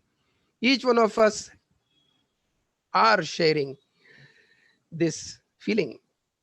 Number 2, science, that was mentioned by Principal Rajwade. Science has been mobilized to a dramatic degree. We are acutely aware of the fact that at the root of our civilization are the technological achievements and technical improvisations that science keeps from crashing down. We are watching the statistics, following the recommendations, listening to the scientists. Governments have started listening to science. What else do we need? Perhaps this is happening for the first time in our lifetimes. Governments have started listening to science. We are learning to trust our science. As a society, we are trusting science now. That's another part of the new structure of feeling. So far, we were fighting with blind faith and black magic and whatnot. Today, nobody talks about those things. We are up here to trust science. Number 3, biosphere. The pandemic has changed the dimension of the pronoun we. Earlier, this pronoun we included many or all the members of human society. Now this we includes many other creatures and societies in our biosphere. Even as an individual, you are a biome, an ecosystem, much like a forest or a swamp or a coral reef. Your skin holds under it all kinds of cooperations. We are societies made of societies. This is the new understanding of the natural world. The idea of a body as an assembly of species, a community, seems newly relevant and unsettling. How do we protect ourselves if we are so porous? So this understanding has newly dawned upon us, and that is due to COVID-19. Number 4, death. We all must die. That's the rule of the nature. Yet we are all prone to forgetting death. It never seems quite real until the end. This epidemic brings with it a sense of panic. We are all going to die, though always true. But now, perhaps this month, that's the difference. This is a part of a new structure of feeling. And you can very well imagine that life, death, marriage, trekking, thrill, dramatic events, episodes, these are the fodder for literature. Number 5, children. UNICEF has released the report towards the end of June 2020. As per the report, 36 crore children below age 5 will be in a crisis of deprivation. The main reason is that the earnings of their parents have drastically reduced due to the epidemic. In South Asia alone, UNICEF predicts that 8.81 lakh children below 5 will die of hunger. Anita Vatal, principal of Springdale School, Pusa, New Delhi, wrote an article about children in the Indian Express on 9th of July 2020, that is yesterday. Her observations are alarming. And see how relevant it is for rewriting our imagination. She observes that between ages of 13 to 17, teens have increased developmental motivation that makes hard to isolate them. The hormonal changes during puberty combined with adolescent dynamics make them highly attuned to social status and peer groups. Today, caught in a vacuum because of lockdowns, at a time when they were ready to launch themselves, many teens are wading through complicated emotions. Levels of frustration, nervousness, and disconnection have become much greater, especially the extroverts whose energy is recharged by communication are devastated by the quarantine. School activities, including farewells, annual days, school carnivals, all of these make up the sights, sounds, feelings, and fragrances of the growing up years. In the absence of these things, they are bound to develop anxiety and mood swings. The child's happiness and sanity are at stake. This is how we are internally responding to the impact of COVID. And that's what I mean by rewriting the imagination. I don't think that these formations will escape the eye of creative writers. It is not only a question of how much had changed and how quickly. It's a question of how we are going to cope with these changes and associated challenges. In a few months, we will return to some kind of old normal, but this spring won't be forgotten.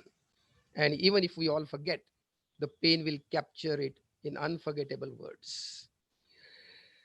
And before I conclude, let me show you one of the poems that I wrote and floated on Facebook, which received a huge response.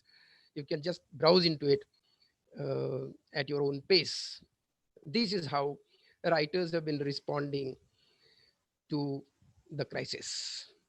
And this is what I mean by rewriting imagination. I can take up a few questions.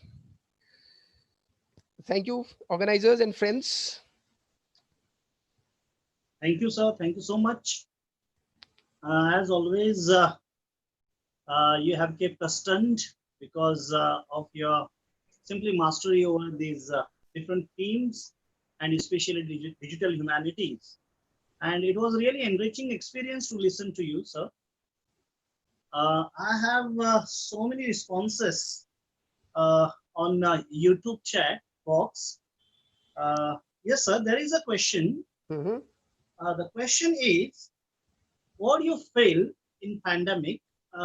Will religion again take over on science? As I have repeatedly said that pandemic is rewriting our imagination. So I doubt if we'll go back to the same state of mind or same state of or structure of feelings in the same intensity.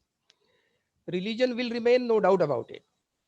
But science is bound to prevail, and this epidemic has really rendered science more powerful, more relevant, and more close to our hearts. So there is another question. The question is, what about the social thinkers and writers' responsibility in this pandemic situation as they are coming out from the social movements as writers and activists?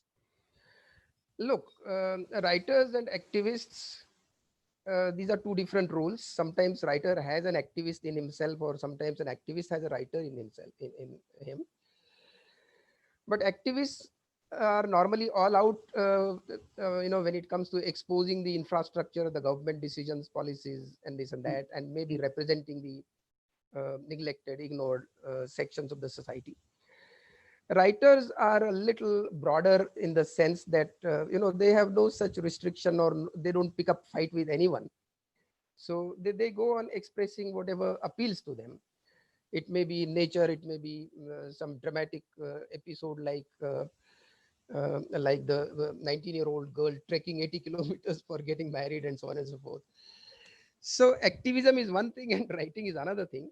But then obviously activists can write and writers can be activists. There's no doubt about it. But their basic role is to depict the reality, in its original intensity, and as far as possible to adhere to Aristotle's definition of literature, that is to instruct and to please, that is entertain. So entertaining is one thing, but it should also have some kind of didactic value, and that makes literature a little more profound. Thank you, sir. There are so many questions coming on, but as we have a very shortage of time and tight schedule, you can select. I will limit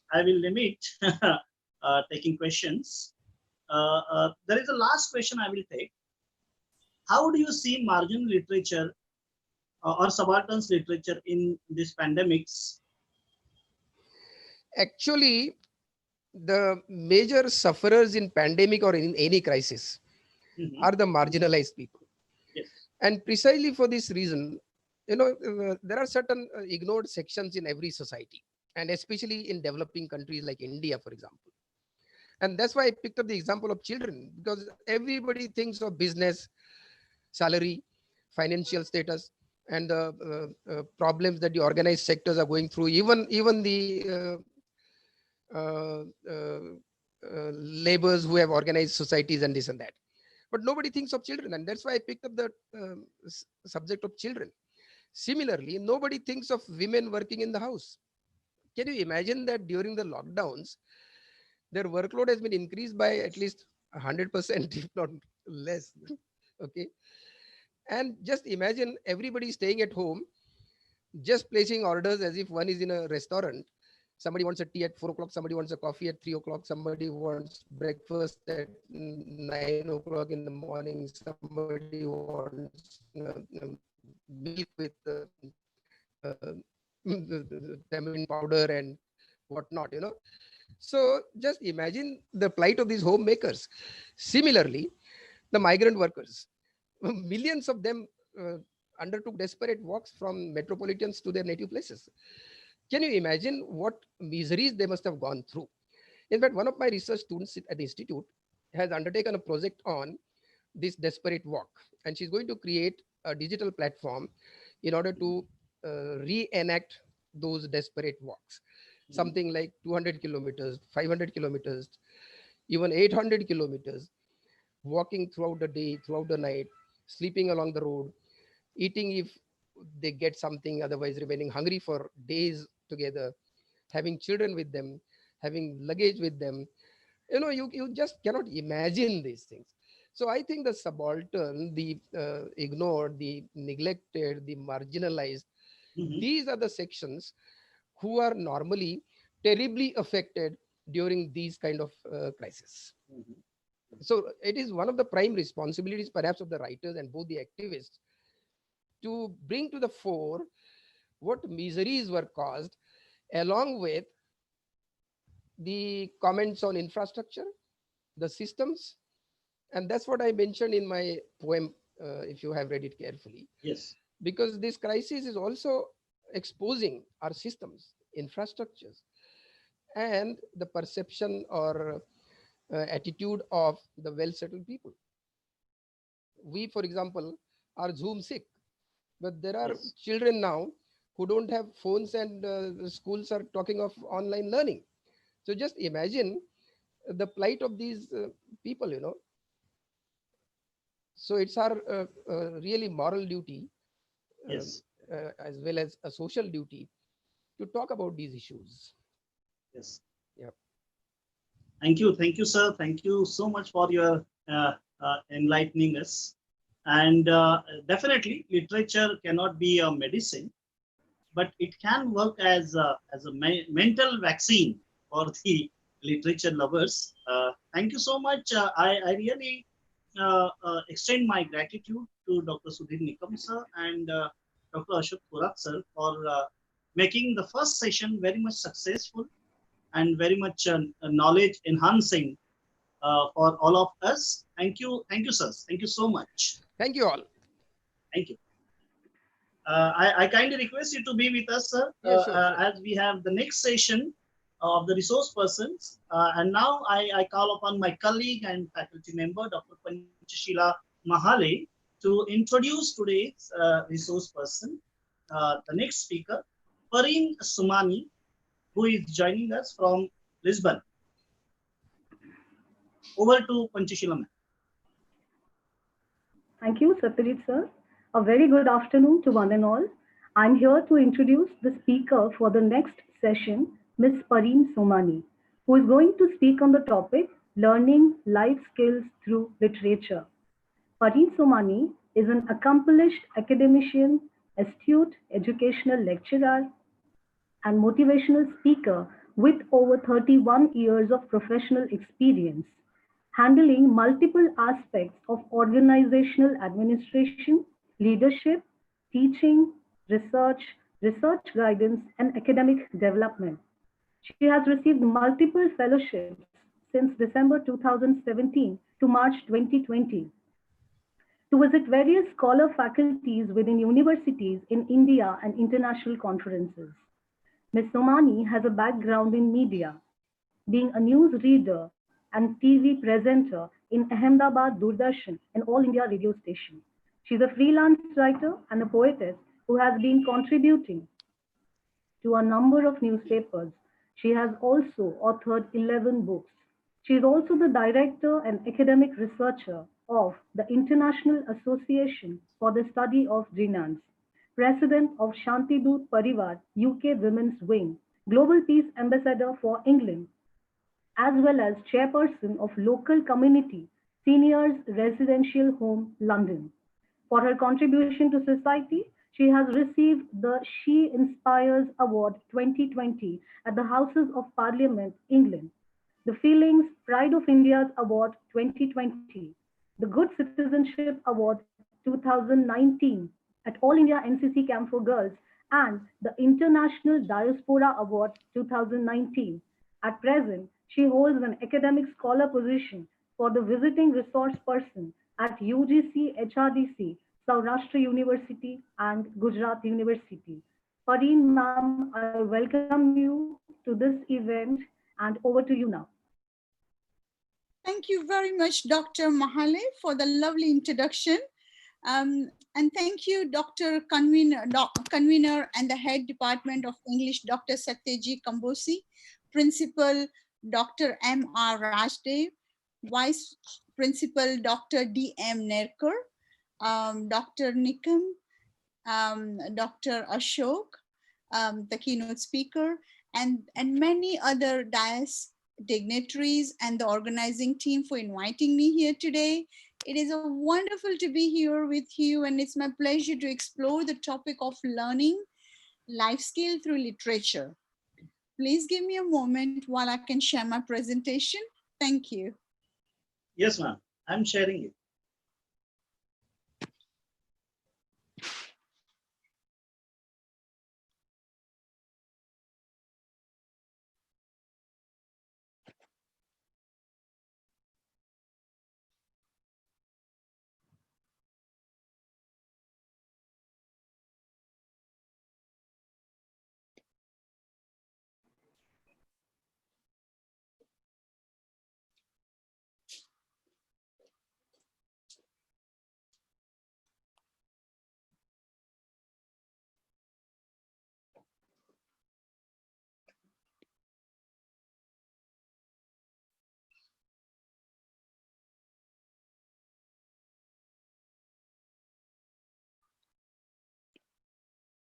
I request Gaurang sir to enable me to share the screen. Sorry, sir. Please enable me to share the screen. Please enable participants to share the screen. So I have made you the co-host. You can share the link or you can share the PPT. It's not properly working right now from here. Can you please enable from that side? Yes.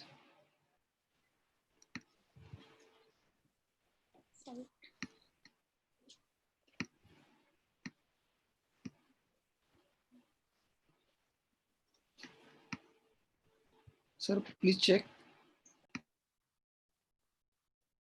No, it is still saying that host disabled participant screen sharing.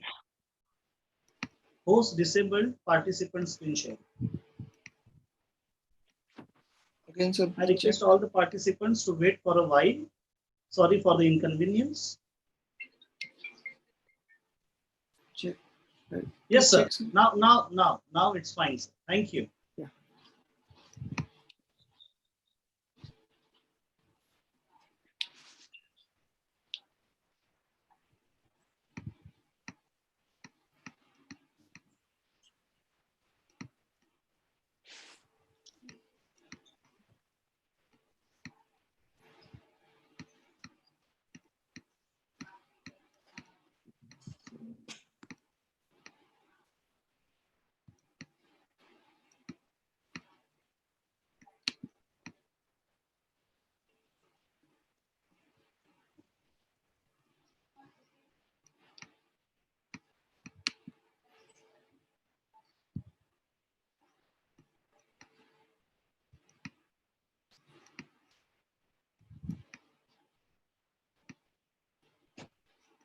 Can you do that?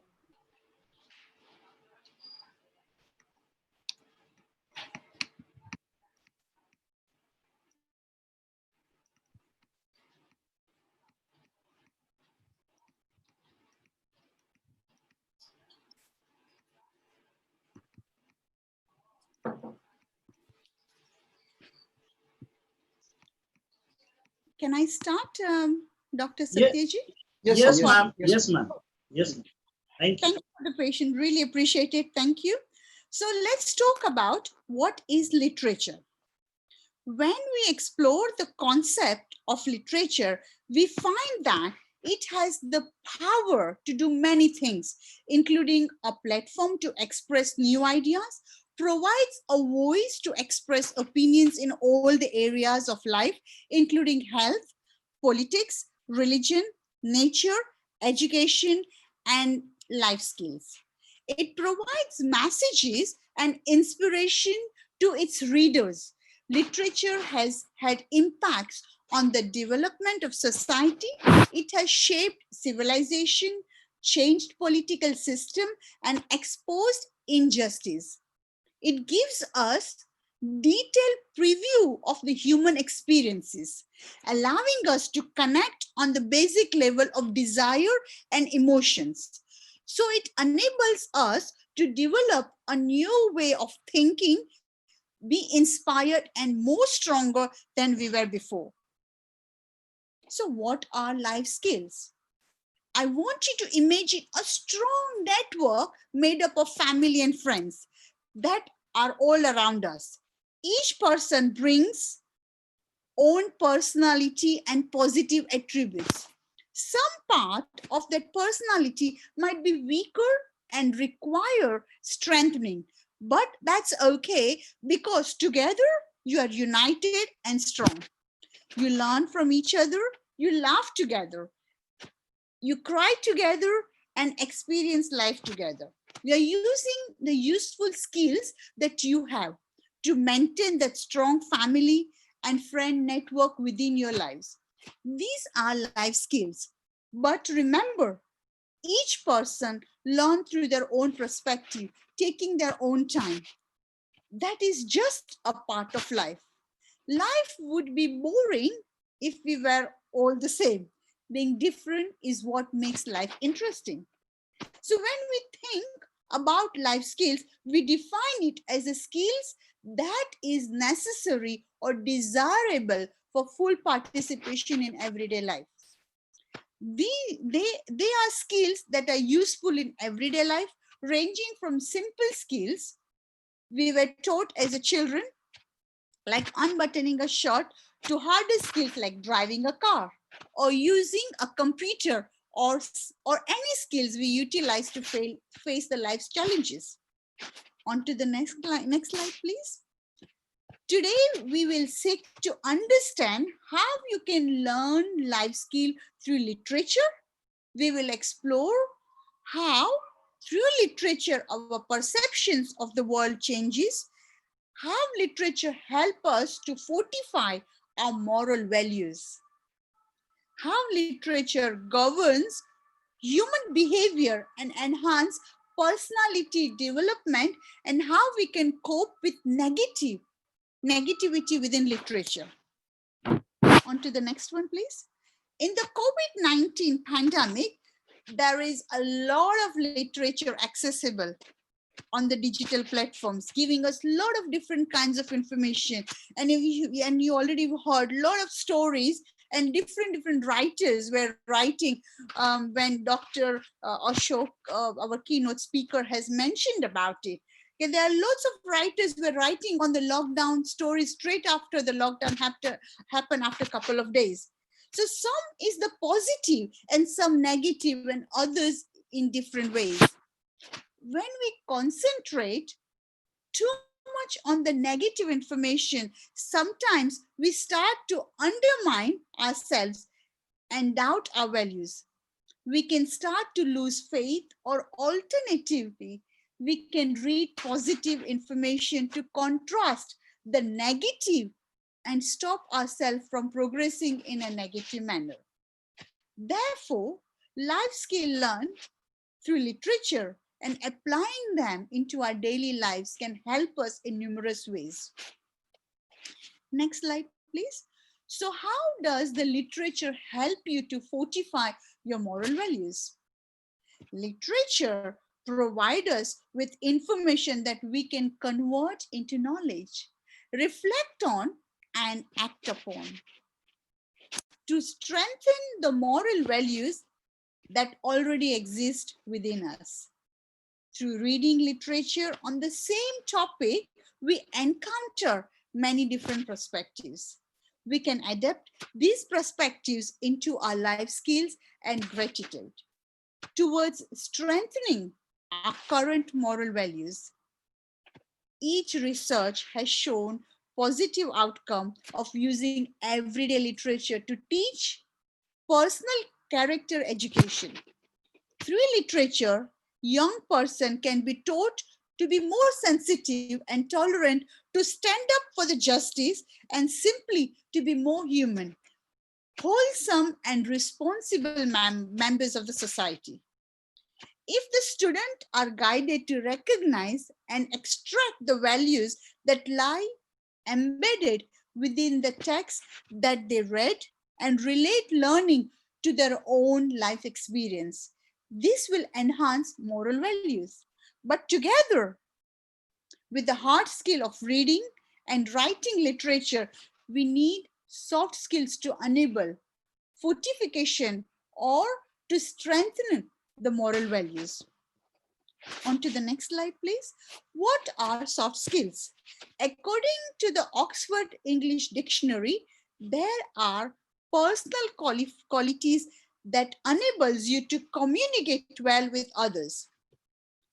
Therefore, soft skills are not a technical ability or knowledgeable based. They relate to traits, abilities of attitude and behavior.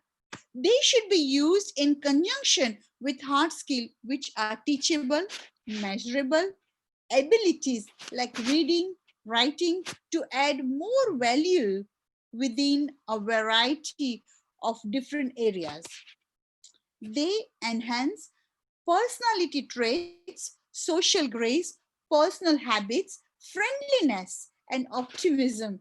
These are all to contribute to our moral values. Next one, please. There are many types of soft skills, but essentially it combines combination and communication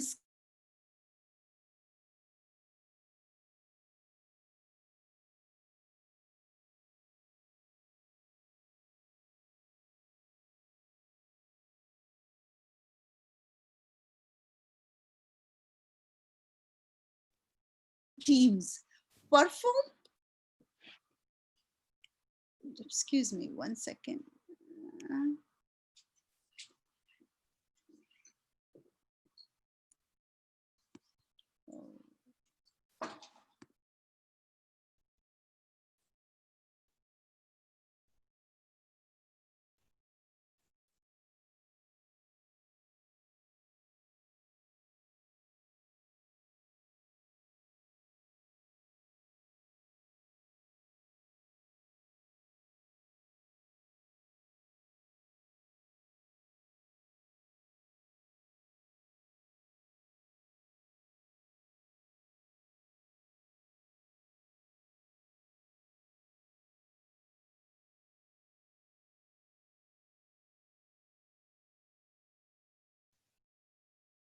There must be a network problem or the glitches. We will be back very soon.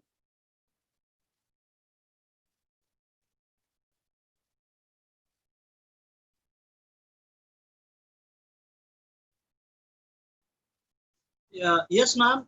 Please unmute yourself and kindly proceed.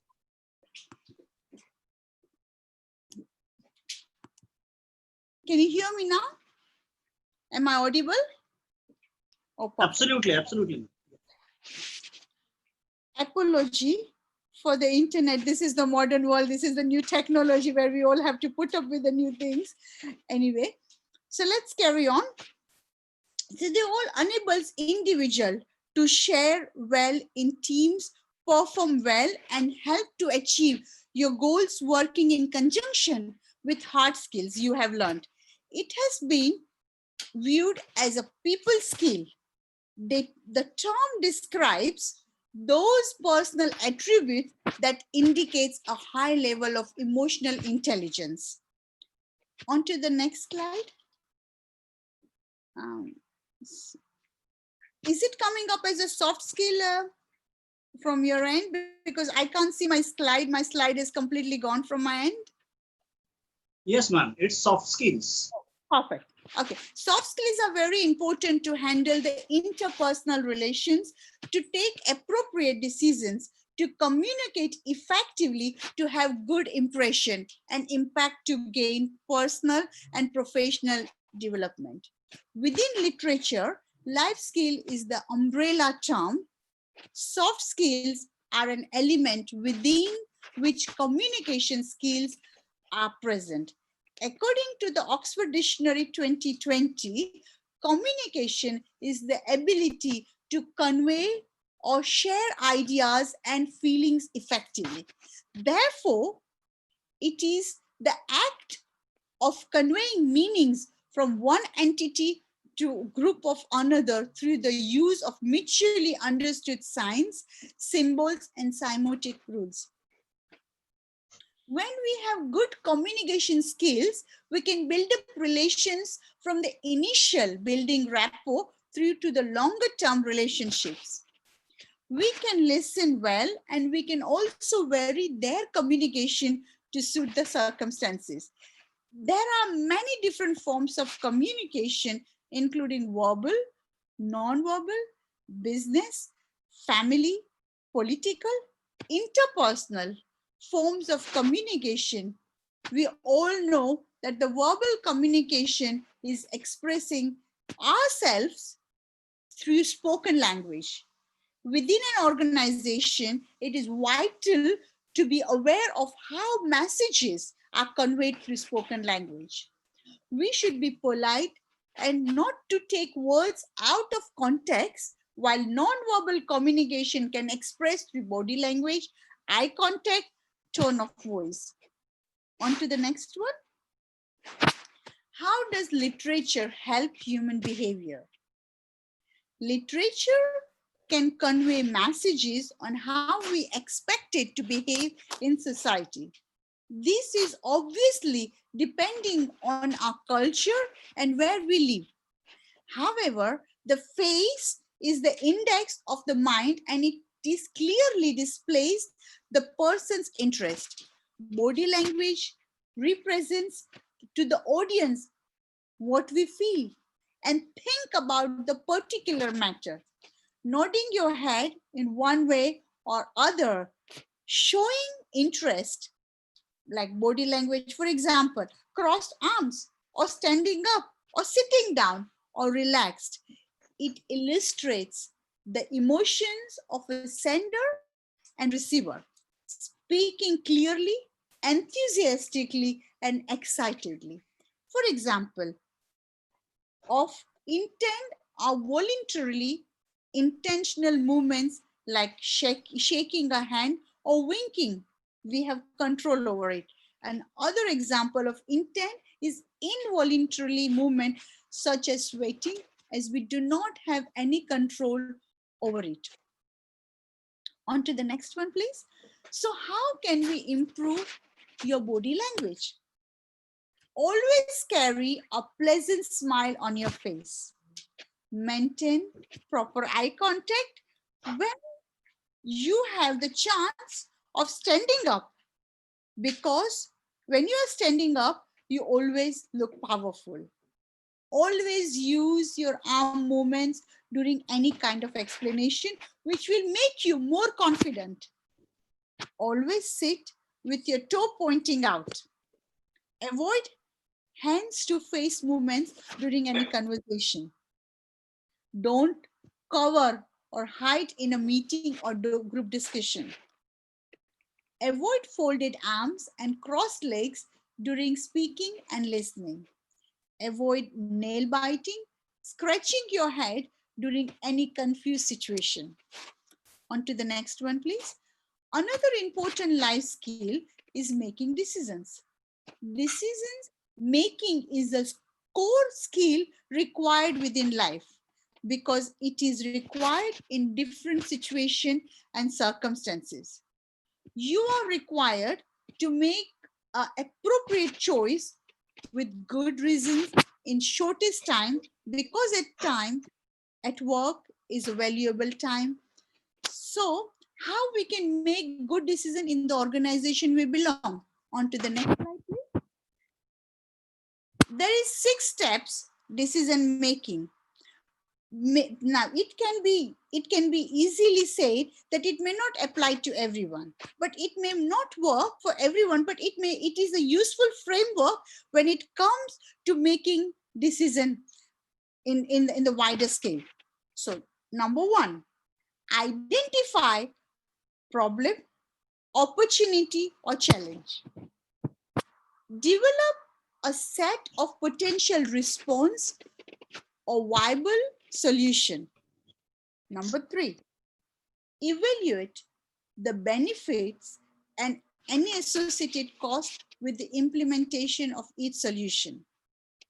Select the most suitable solution or response to address the issue. Number 4, select number 5, then implement your possible decision. And number 6, review the impact of the decision and amend the course of action as required.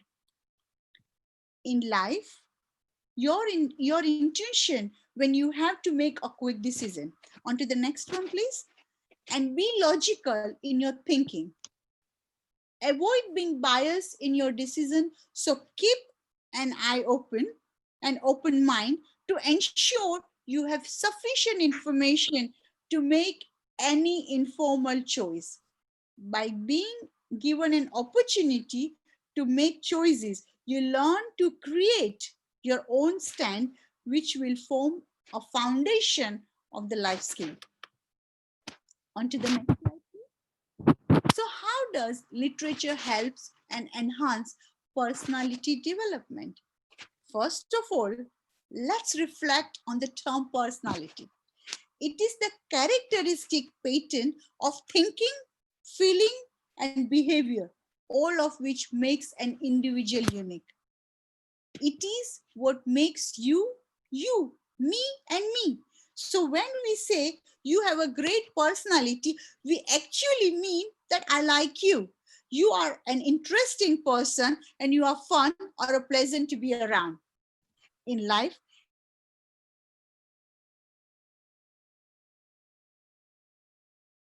a good personality is very important in our day-to-day life. It has been found that approximately 85% of your success and happiness will be a result of how well you interact with others.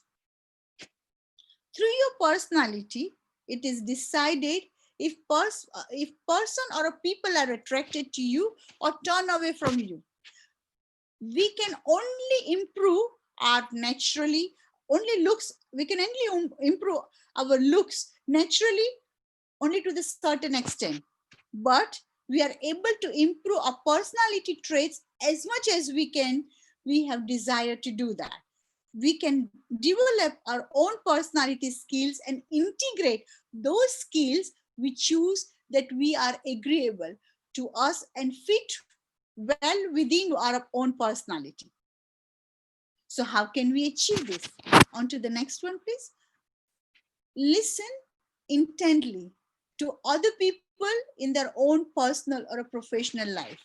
For example, Jacqueline Kennedy Onassis, who was the first lady of the United States during the presidency of John F. Kennedy. She was regarded as an international icon of style and culture. Now, Jackie was considered to be the most charming woman in the world. This is because she cultivated the skill of being an exceptional listener. She was renowned for the way she looked, and she would look at a person in the eyes. She would listen to every single word and make them feel important. This is a life skill to develop in our day-to-day life. On to the next one, please. Reading literature is a wonderful way of expanding your knowledge and cultivating new interest. The more you read and learn, the more you can relate to other individuals, providing an opportunity to exchange views and ideas, creating a connection.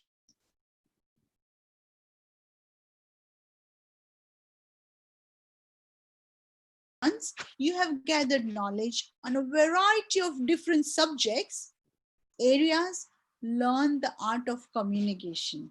It provides you with knowledge to contribute to discussions and give you the encouragement and confidence to talk about related themes and different skills.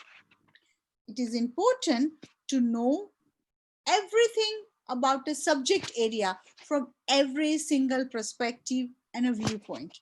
Therefore, it is refreshing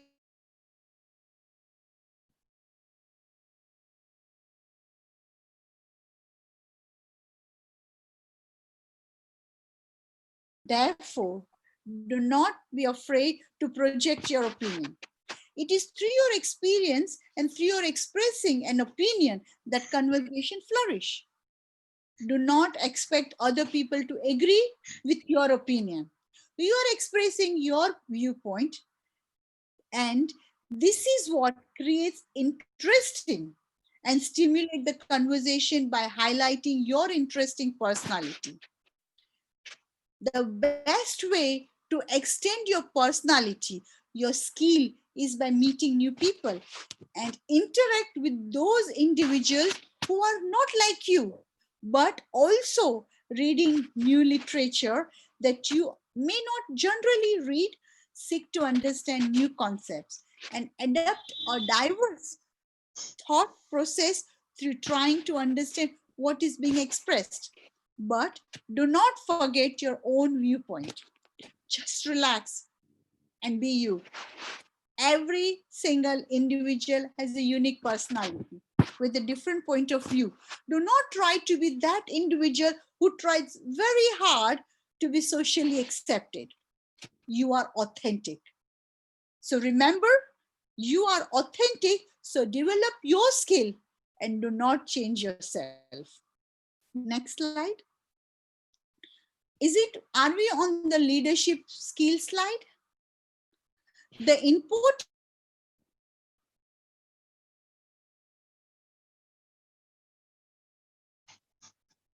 their behavior, tools, and capabilities that a person requires to be successful. It is also the ability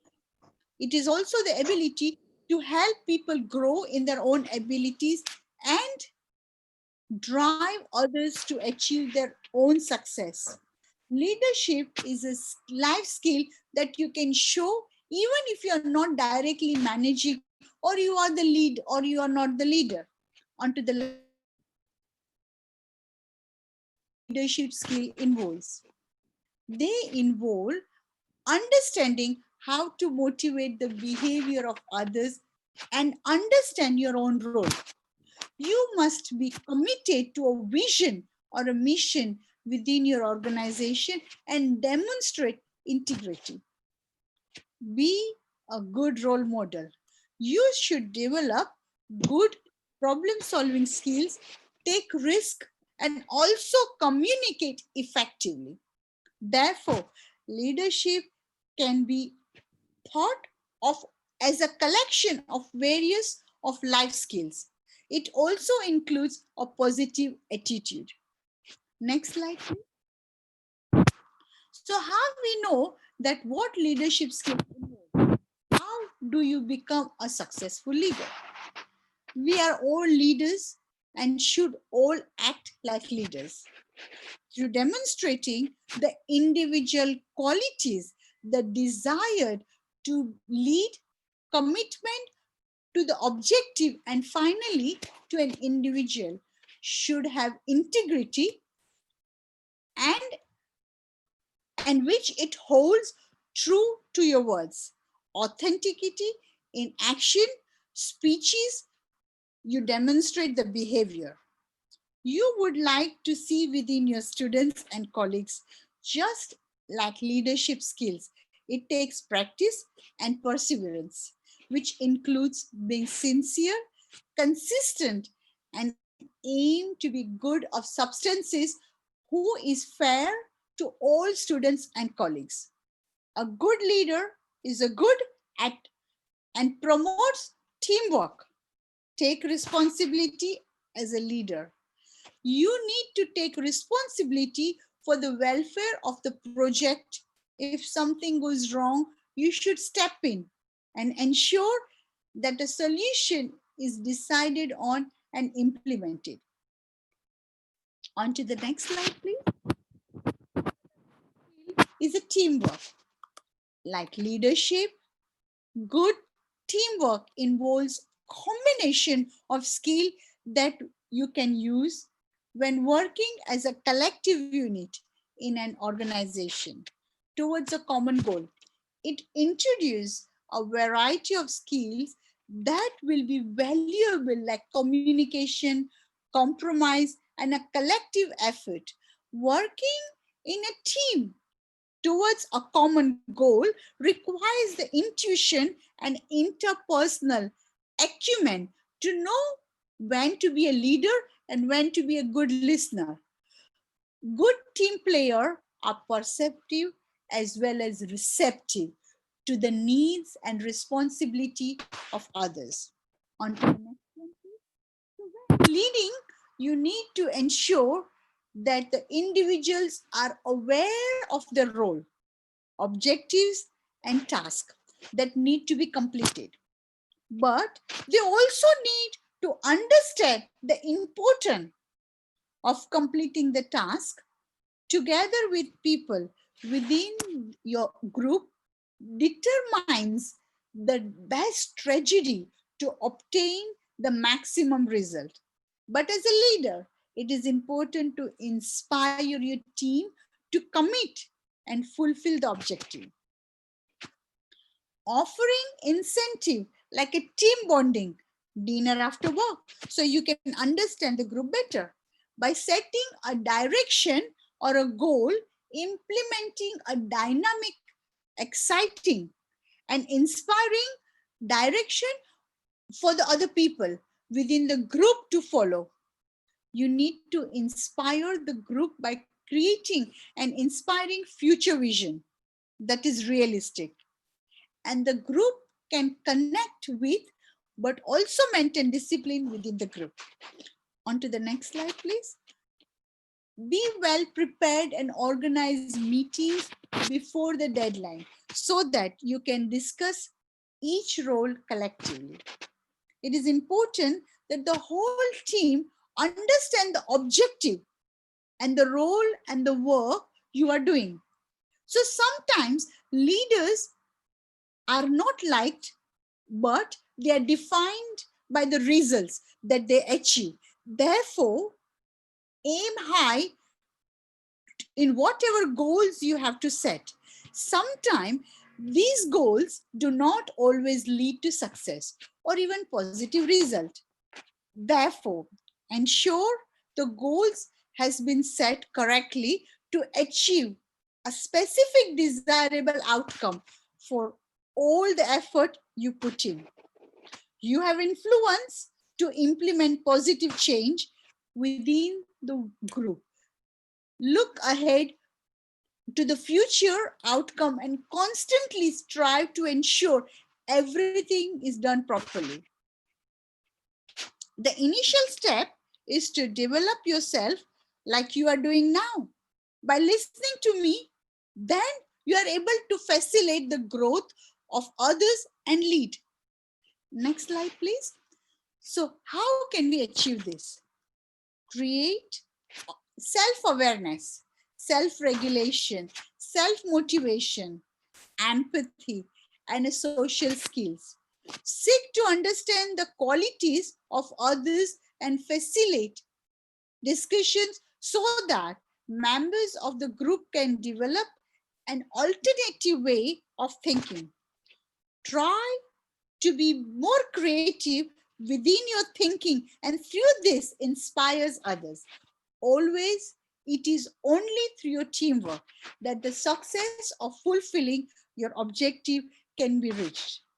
Delegate the workload responsibility, and realistically, by understanding the dynamic of the team you are leading, aim to continuously be a good role model for others by becoming the change through your action. If you inspire to make change, care about the well-being of people within your team, so you feel more considered, you feel more helpful, and you are more humble to help your team.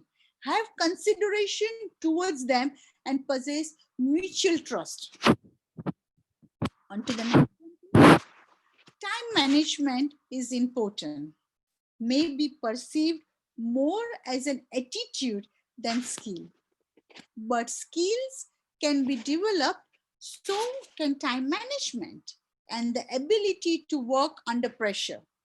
Time management is the process of planning and exercising conscious control over the amount of time allocated to specific activity, so as to increase competency and productivity.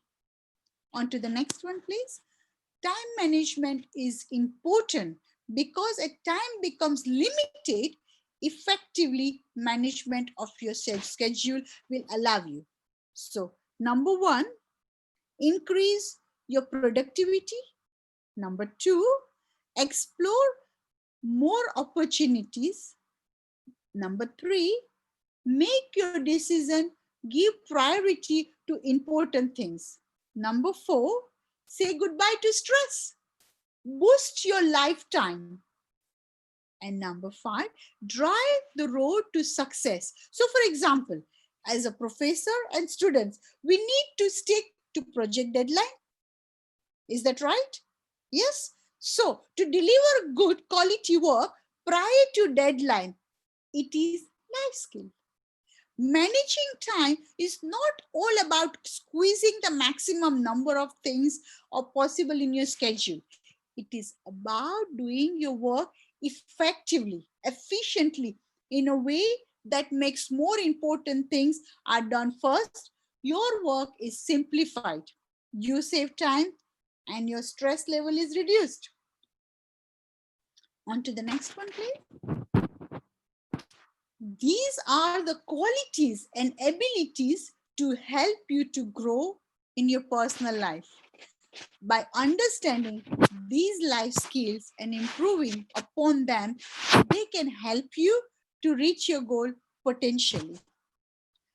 These can be referred to as personal growth and self-development. These life skills or personal development life skill can be used within your everyday lives to improve yourself personally through self-perseverance, keeping a healthy mind and body, improve your strength and talent, advance your career and self-fulfillment, and reach goals that you already have set. On to the next one. So the question will arise in our mind, how can we cope with negativity in literature? During in this COVID-19 pandemic, while we all are going through a patch of coronavirus global pandemic, we encounter a lot of literature that illustrates different perspectives and ideas on the current situation. We are all living in an unknown time frame. As a result, there is a lot of literature projecting negativity, viewpoint, and suggestion. Everybody are individual. So when we read too much negative literature, it can have same effect on surrounding yourself around too many negative people. That can be toxic for you. So remember, surround to the people who are more positive. Therefore, we should read literature with a mixed viewpoint. This can allow us to form our own opinions on the topic. Whatever literature we read, we must develop a positive influence, making us think we cannot achieve sometimes, but however, it is important to turn that round into positive. We should learn to instill a positive attitude in ourselves. By doing this, the outlook on life will be positive, and even when we read literature, we'll be able to understand the positive aspect of the paper. We may even be able to find a solution. On to the next one, please. So some features that helps create a positive attitude include enthusiasm, high energy, confidence, patience, cooperation, respect, humor, and motivation. Self-motivation is key. So you will think, what is self-motivation? On to the next one, please. Self-motivation is the force that drives you to do things. It is the drive that pushes personal fulfillment.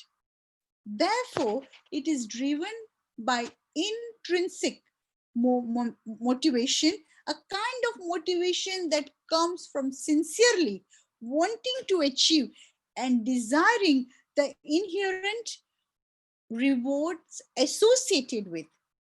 Self-motivation can also be driven by extrinsic motivation, which is the drive to achieve wanting the external rewards like money, power, status, recognition. But usually the intrinsic motivation is usually a drive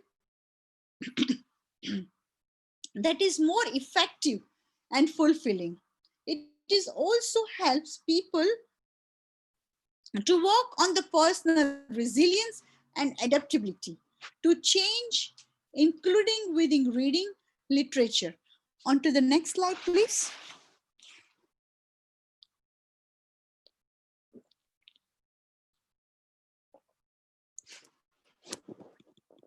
So according to research, there are 4 components of motivation.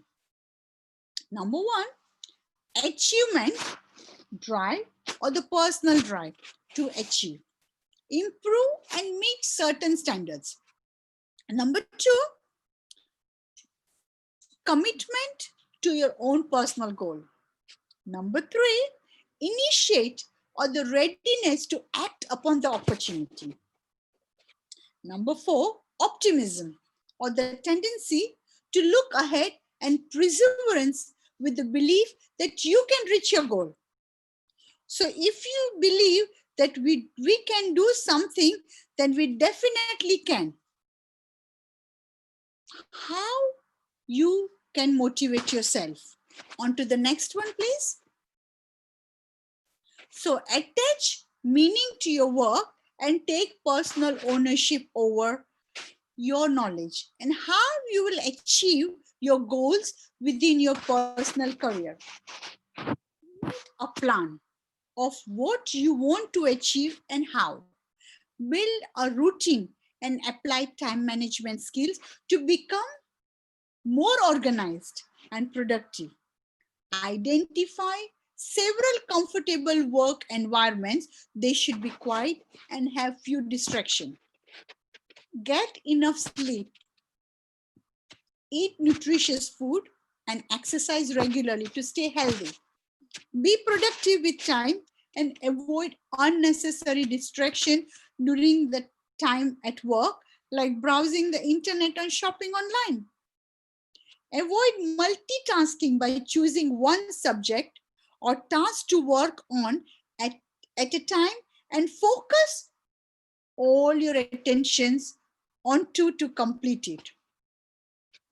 Take planned and well-earned breaks to stay fresh, refreshed, and motivated. Connect with a supporting system of colleagues, friends, family who will encourage you, who will be there and help you and encourage you to do your best. On to the next one. Take positive to yourself. So when you're talking positive to yourself, how can we inspire through literature? We can view literature as a model of communication. When we read literature, we are listening to someone else's viewpoint. When we write literature, we are sharing our thoughts and viewpoints to others. Therefore, to inspire through literature, we should adapt a master life skill and transform them into a written context. So, you should strive to be active listener by reading other literature with open mind. In daily life, effectively listening skills are a vital part of being a good communicator. Seek to understand and concentrate on what you are reading within the literature by paying attention and not skimming reading the text missing vital point. So this will help you to retain information and provide a good response in return through your writing or even displaying your knowledge with your peers. You can utilize effective learnings, effective listening when speaking to your students, your colleagues or educator, speaking on the phone or the job interviews. You are even using active listening skills right now here on Zoom by listening to me speaking and participating in these great extracurricular courses. Use your social good local skills, which you already have, and you have to create a good relationships with colleagues, students, peers, or acquaintances, despite background, ethnicity, caste, or belief. You should seek to motivate each other and work well together. Set yourself goals at the beginning of the day. Give priority what is important for you to do. This will help you to organize the literature you want to read and the task you want to complete. This will help you to use your time effectively. You will be more productive and able to reach your deadlines effectively. When you face challenges, understand the problem and find solution without panicking. Aim to think critically and resolve the problem. If you're not sure, then ask for advice. That's okay, you can ask. But if you are adamant not to seek advice, then carry out research through different literature sources to understand different scenarios to find a right solution for the problem what you are facing through. On to the next one, please. After reading literature, you have to make a choice, believe in yourself, that you make decision, have the confidence in your decision. When you believe in yourself, then other people will too. You create positive energy around you that instills belief and confidence in people that are around you and in your writing. This will enable you to tackle challenges, being productive, and reaching your goals, and create the confidence for others to reach their goals. Be flexible so that you can adapt to situations. As a human beings, we are creatures of habits and we do not like change. But if we respond well to change, the situations become less stressful for you. If you are open to new concepts and ideas under the variable working conditions, then you may get more ideas. You will be also able to manage multiple tasks simultaneously under the different conditions. It will make your life more easier. Be honest and truthful when writing or understanding literature. That is the foundation of any relationships. Therefore, behave in your ethical values, manner, true to your values and work ethos or reputation. This will create a positive relationships. When we have good work ethics, we are more determined to produce good work. Therefore, we are more productive and reliable. When you are so committed and passionate about and open-minded about your views within literature, you are more likely to motivate those around you to do the same. Then you can provide others with the opportunity to lead and guide those individuals are around you. If you have natural leadership skills like good communication or vision and a confidence, you can facilitate the individuals around you to be productive and progressive. Next slide, please. Now, you know that the life skills through literature are already been developed. That is a key factor. You can work towards enhancing yourselves. So work hard and achieve your goals. We have all the power and ability to obtain the life skills that we feel necessary. We can shape our personality and develop ourselves to be the best that we can be.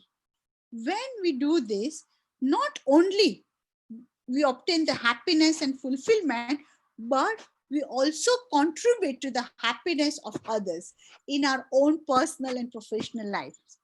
You can also see that the life skills is like umbrella, within which there is a united family of skills, master and adapt all good qualities of life skills to apply within literature, bringing happiness and unity. On to the next one, please. This is coming with the Abdul Kalam's quote. Is that right? Yes. I think, perfect. Yes. I think it is important to remember that we do not learn from experience alone. It is through reflecting our experience that we learn. Many of life experience are captured in literature, and it is important that we learn and pass our knowledge either verbally or through literature we create. I would like, with a quote from Abdul Kalam, he said, "Don't read success stories. Don't read success stories. You will only get a message. Read failure stories. You will get ideas to get success." I hope that you have enjoyed this session, and thank you very much for inviting me. Namaste. Thank you. Thank you so much, Parin ma'am. I'm very thankful to you on behalf of the department and college that you spared your valuable time with us. And really, it was a detailed presentation, but it was very lucid and very simple. You have really inspired us. And there are students, there are researchers, budding researchers, and there are even the young teachers as participants for our webinar, and they must have got influenced by your speech and your lecture. Thank you, ma'am. Thank you so much. There are a lot of messages on YouTube. That neat presentation. We liked your presentation. And can you share your PPT with us? We will see how it is possible. But there is a question, ma'am. We will take a few questions. There is a question. In this lockdown period, we are isolated. So how to work on the self and what we can really focus on as far as our own individual progress is concerned? So first of all, because we all are in lockdown, we all are in the same situation, we need to focus on keeping ourselves happy. Happiness is the main thing. Laugh, smile, learn new things, because this lockdown is not given to one person to learn new things, but every individual I'm coming across, everybody comes with the different things. Oh, I've learned, I never have written a book. I've already have thought of writing a book, but now I've written a book. I wanted to do this thing for many years, but I couldn't do it. So try to occupy yourself in this lockdown period. And the more you are active in your everyday, day-to-day life, you will be more involved and you will never feel like, see, there are two ways of thinking. Sometimes some people say this coronavirus, COVID-19 has given us a disaster. Yeah. Some says no. But I would say to everybody who are listening to me today, and I like you to spread this message around the global world. This is a positive way to move forward in our life. Trust me, this COVID-19 has given us a new life to live. New technology, era of new machineries. Like remember, in rural areas, like anywhere in India or anywhere in the world, people knew about the internet. How many people were on this online thing? How many people are right now?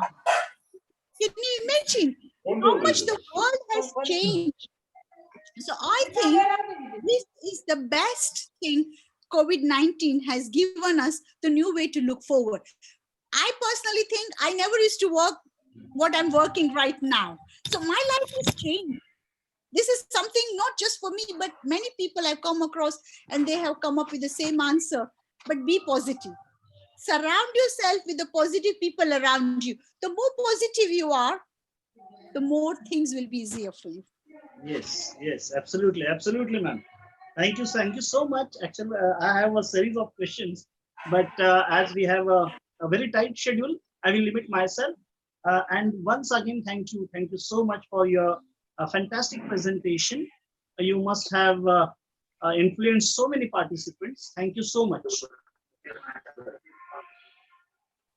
And now we are going to move to the third session. We have one more resource person with us. Let me introduce the next resource person, Dr. Kalyani Vallat, who will shed light on embrace the change, literature and culture on the threshold. Kalyani Vallat, writer, editor, publisher, and educational entrepreneur. She is named to reckon with in the field of literature and allied disciplines in India, with over 20-year experience in the development of innovative teaching and learning practices in literature studies. Dr. Kalyani is the founder director of TES, a premier institution that trains thousands of students across India and equips literature professionals with the latest methodologies and strategies in teaching and research. Our publishing company, Bodhi Tree Books, supplements the academic work at TES and explores the possibilities of web-based innovation in print media, as well as classroom practices through collective writing, research-oriented hyperlinking of information, and incorporating nuances of cultural plurality in pedagogy. These innovations have made Dr. Kalyani Vallabh one of the most sought after professionals in English literature studies in India, with a vast student clientele engaged in all levels of teaching, research, and other literary professions. So I, on behalf of the Department of English, Sadek College and IQAC, welcome you, Dr. Kalyani Vallabh ma'am, and we are very, very eager to have your presentation. Over to you, Dr. Kalyani Vallabh ma'am. Thank you very much. I was eagerly looking forward to this webinar to meet these eminent personalities. And I have a tough task at hand because the brilliant speakers before me have talked about the pandemic and the literature during this time, as well as its impact upon us very comprehensively. The only little aspect that they have left for me is perhaps education. So I have a presentation which kind of bridges Thoratsa's talk and Parin ma'am's talk. Let me share my presentation with you and go ahead with it without much ado. It will indeed take a long time for us to fully understand the impact of COVID-19 pandemic on literature and education and on human life in general. But one thing is clear, the crisis has led to massive changes in lifestyle and perspectives already, as Parin ma'am has talked about just now. Since this pandemic is probably prone to reappear several times until it may be finally wiped out, and since COVID-19 may very well be one of the many pandemics or biocrises that we may face in future, it can be legitimately believed that these changes towards online education and online literature, etc., that we are moving into may signal a transition in human society in many ways. So that is why I titled my presentation, Embrace the Change, Literature and Culture on a Threshold.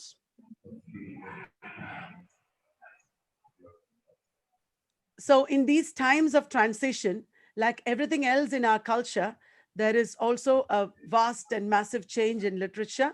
And I suppose a new and welcome thrust will be there on the purpose and application of literature. Till now, literature has been largely a discipline where we passively read books and studied theories. The application level of literature was probably not as much as it should have been, but now it is changing drastically, positively. There has been actually two changes that are well underway in the field of literature in this digital age. One is literature has been breaking down from the printed text and imploding into the area of culture. We have moved from literature studies towards cultural studies even before the pandemic appeared. And secondly, the strict separation between the humanities and the sciences that was once jealously guarded. In science departments, they did not study humanities and vice versa. But now that is more or less erased. We speak about the humanities in science departments, even again before the pandemic itself, but now the relevance of literature and a better lifestyle, of a lifestyle and a perspective closer to nature is becoming more and more clear. And the experience of the national lockdown and quarantine and the frightening, imminence of death and disease have all led to a new genre in itself, probably, that can be called lockdown literature. People have been talking about it already. And Thorat sir has also talked about many writings during the lockdown period already. So let me just give you a quick overview of lockdown narratives. We cannot call it lockdown literature anymore because it is not only writing, it is not only in the form of the written word, but also other forms. Come to writing, we have Siddhartha Gigu, who has written Life in the Time of Quarantine. Many of these works Thorat sir has already discussed in detail. Shobha De, he mentioned, has been writing lockdown lessons in the book Leaving and Other Stories. Gayatri Gill has talked about The Day Before Today, lockdown narratives. I'm not going deeper into them because of lack of time and because they have already been dealt with. I will focus on other things rather. There is also Mahul Brahma, who has written Quarantined. Many of these are short stories and based on the experiences of isolation and quarantine, written from different perspectives of people engaged in it, largely of the middle class, but also of the working classes. In Sri Lanka, Sunila Galapati has started a lockdown journal where people have been contributing and writing about their experiences. Apart from all this, there has been literature e-festivals, there has been Instagram poetry, there has been podcasts, there has been a lot of videos that we are always watching in the social media, experiments with photography and blog writing and so on and so forth. There is a very interesting poem that has been going viral in the social media. It has been roughly translated into English by somebody here. It is from a Bangladeshi poet, Minar Basunia. It kind of sums up a lot of things that, again, Thorat sir talked about. God belongs to all creatures. That is the title of the poem. God does not belong to only humans. He has probably accepted the appeal of dolphins. He has probably responded to the prayers of the sea. He has perhaps deeply listened to the pleas of the woods. He has perhaps considered the demands of the hills reasonable. So as we have already seen in this webinar, as well as many webinars, I'm sure before this, there is a return back to nature. There is an embracing of all societies and all creatures of the world, a realization that humanity have gone to the edge. Humanity has probably done too much for itself, and probably we need to retract our steps. All these things are visible in these writings. What interests me is all the non-verbal expressions also that have become very popular these days. This is from two people in Kerala, Shabrish Narayan and Anna Jovita. Shabrish is a stand-up comedian, and they have produced a set of cartoons that are tinged with satire and that look at the experiences of quarantine and the consequences of the pandemic in different ways, and also spreading awareness. You can see Ravan struggling with his many masks here. You can see a middle-class man suddenly discovering a coronavirus, riding on his scooter behind him. Thanks for coming out, he's saying. And you can see the home alone fathers struggling to take care of their children. And you can see the women still with their broom and dustpan. I thought that home quarantine is Netflix and chill, but not so much for all the women. That is the cartoons. And I read in the Hindu newspaper that there have been a lot of folk artists who have changed from mythology to contemporary times in their artistic expressions. In Maharashtrian Warli painting, you can see Corona breathing dragon. I have taken these pictures from the Hindu. And you can see in Pattachitra paintings of Odisha, a woman washing hands, and social distancing in the village in the Fad paintings of Rajasthan. And also, there are also other artists and painters, such as Dhruvi Acharya from Kolkata, who has been expressing isolation and fear and the trauma of the pandemic through paintings. This is only a representative collection. There are many, many more people doing all these things. These are Dhruvi Acharya's paintings of the pandemic and mask wearing and isolation and fear. And this is really disturbing. And as I was listening to the previous presentations, I introduced this slide in my presentation. I suddenly realized that literature has broken free from its pedestal. It is no longer the canonical works. It is no longer it has not been so for a long time, but there is a whole new area of literature that is being represented in this webinar in the form of Parin ma'am, that is inspirational literature. A lot of people are these days writing about motivation, positive thinking, helping people to cope with stress of urban living, self-help guidance and guidance for survival. And as I do not know Parin ma'am personally, but as I was doing some research on her as a writer and as a speaker, I also realized that she is also a survivor.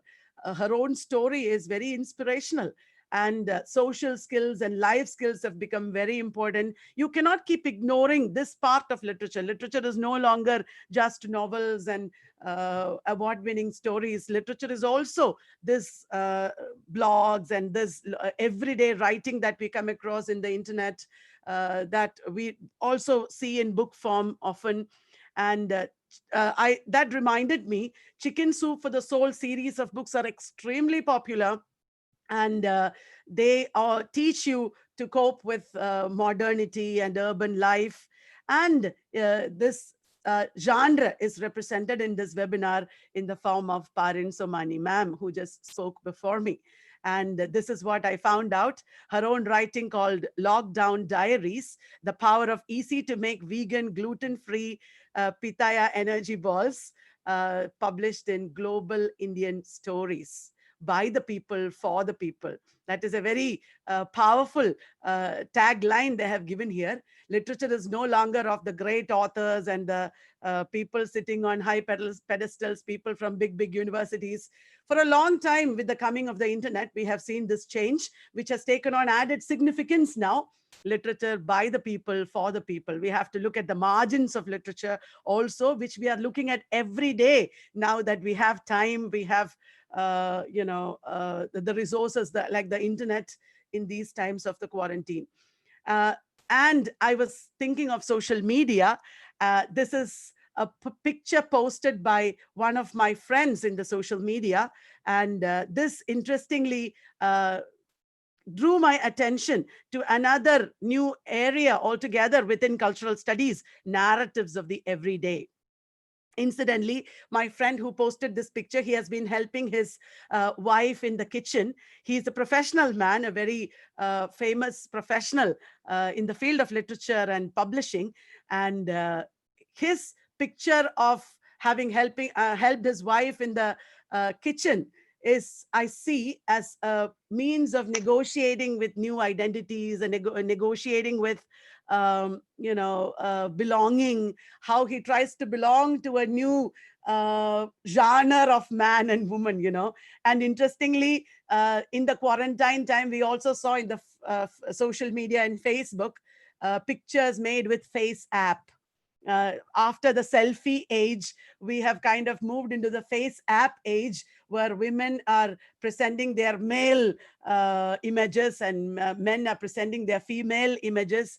I think that is a very welcome change, and it signals a change in the concept of family, a concept of the individual, probably a change in the concept of even sexuality and gender, which already has been there in these times, but again acquires new significance in this transitional period because of the homebound lives that we are all going to live, at least for a few years now. We are closeted with our families. We are closeted with our mobile phones and internet devices. And how does it negotiate our relationships and our images and identities in new ways, interestingly? So at the end of the overview of the lockdown narratives that I have just given you, I am bringing myself into the picture. I'm not a cook. I have not been cooking all my life because I was into studying and teaching. These days, I'm trying out baking and cooking different things, and I am writing poetry about it and posting online. That is also a very important, it signals a very important change in me, as it signals a change in my peer group and in my society, in my family also. How we embark on new relationships and new means of existence, probably. So with this overview of lockdown narratives, I just move on to an overview of related genres from the past. All these things are not new. There have been lockdowns at all times in history. There have been pandemics at all times in history. There have been literature of isolation, people writing about isolation and trauma at all times in history. Somehow we were remembering all these literatures in our circles during these times, starting from Albert Camus' The Plague. Everybody was talking about it. So first, let us remember epidemic or pandemic literature, which is as old as English literature itself. Because the very first book which Chaucer based his Canterbury Tales on, Decameron, was a response to the plague. And Daniel Defoe's, I think it was Sudhir Nigam sir who was mentioning Daniel Defoe's Journal of the Plague Year. Plague kept coming back to England and Europe several times, and there have been a large number of literary works based on the plague, down to Albert Camus' Plague. Then everybody has been talking of late about Gabriel Garcia Marquez's Love in the Time of Cholera. I already mentioned Love in the Time of Quarantine, which is titled after this famous book. Edward King's The Stand, also somebody mentioned already. It is about a mutant virus that is non-existent. It's a fictional virus that Stephen King, the science fiction writer, writes about. Then there is José Saramago, the Portuguese writer, who has written Blindness, which is also a white plague. Philip Roth has written about Nemesis. And by the time we reach Philip Roth, we begin to realize that these writers do not just write about the epidemic. By writing about the epidemics and pandemics, they were reflecting on authoritarianism and feudalism and fascism and oppression, political and social oppression in their times in different ways. We have in India people who have already been mentioned. Premchand, I remember Premchand's Eidgah was a story that my son had to study in school. It is also about the epidemic. Nirala was mentioned here. He lost his family in the Spanish flu in 1918. Our own Malayalam writers, Thakari, Kakanadan, etc., have written about cholera and other forms of pandemics. Ahmad Ali's Twilight in Delhi is also a very important example. U.R. Anandamurthy's Narayanappa, the famous protagonist of Samskara, has died of the plague. It is everywhere. It has been there all along. It is part of our existence and life to experience such kinds of trauma and survive it. It is nothing new. Talk about trauma and survival, I'm also reminded of apocalyptic literature. We were scared to see the hundreds and thousands of people who were put into mass graves in various parts of India and various parts of the world, people dying like flies. It was so disconcerting. It was very disturbing. And recently in the suburban parts of Trivandrum, where I'm talking from, the pandemic has been spreading very fast and the military has been deployed there. And we are all like scared. Is this like the end of the world? Even though we think about the positive aspects of it, it is coming nearer and nearer. When there is somebody affected with COVID in the next junction, you can't sit here and you hear that it's airborne. It is an apocalyptic experience. You are reminded of the 18th century Gulliver's Travels. You are reminded of Fyodor Dostoevsky's Notes from the Underground, the Victorian Erewhon. You are reminded of Time Machine. You are reminded of Carol Capek's RUR, which is the book where you have the term robot first. So apocalyptic literature, science, technology, everything is coming together. It is not a coincidence. Science, which is like the panacea for all our problems, science, which is what we depend on for eliminating COVID, also is also the reason for many of our problems. Yevgeny Zamyatin has written We, which is also dystopian, and it has inspired our Huxley and other writers, Orwell, etc. Franz Kafka's The Trial, Aldous Huxley's Brave New World, Sinclair Lewis, the American Nobel laureate, has written It Can't Happen Here. George Orwell's Animal Farm, 1984. The list goes on. I can't just mention every dystopian literature. There are hundreds and thousands of apocalyptic dystopian novels who have all in various ways shown us the negative impact of exceeding our limits, the negative impact of technology. And it always goes hand in hand with the oppressive, repressive practices of authoritarian governments. The dealing with the pandemic across the world has also led to increased surveillance upon the common people, increased control. Our chief minister was the other day on on television. I heard him like threatening, if you do not listen to us, if you do not stay indoors, we will have to resort to extreme measures.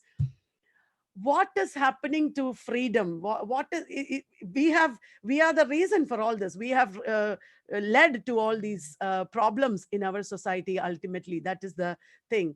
And we are living in man-made dystopias. In these dystopias that I talked about just now, in this apocalyptic literature that I talked about just now, what are the common elements? All these narratives talk about evil, about trauma resulting from evil, fear that it leads to, about death that is rampant and widespread and unfair, about the vulnerability and helplessness of the human condition, about how vulnerable and helpless humanity is despite all its achievements, despite all its feats, and the terrible experience of isolation.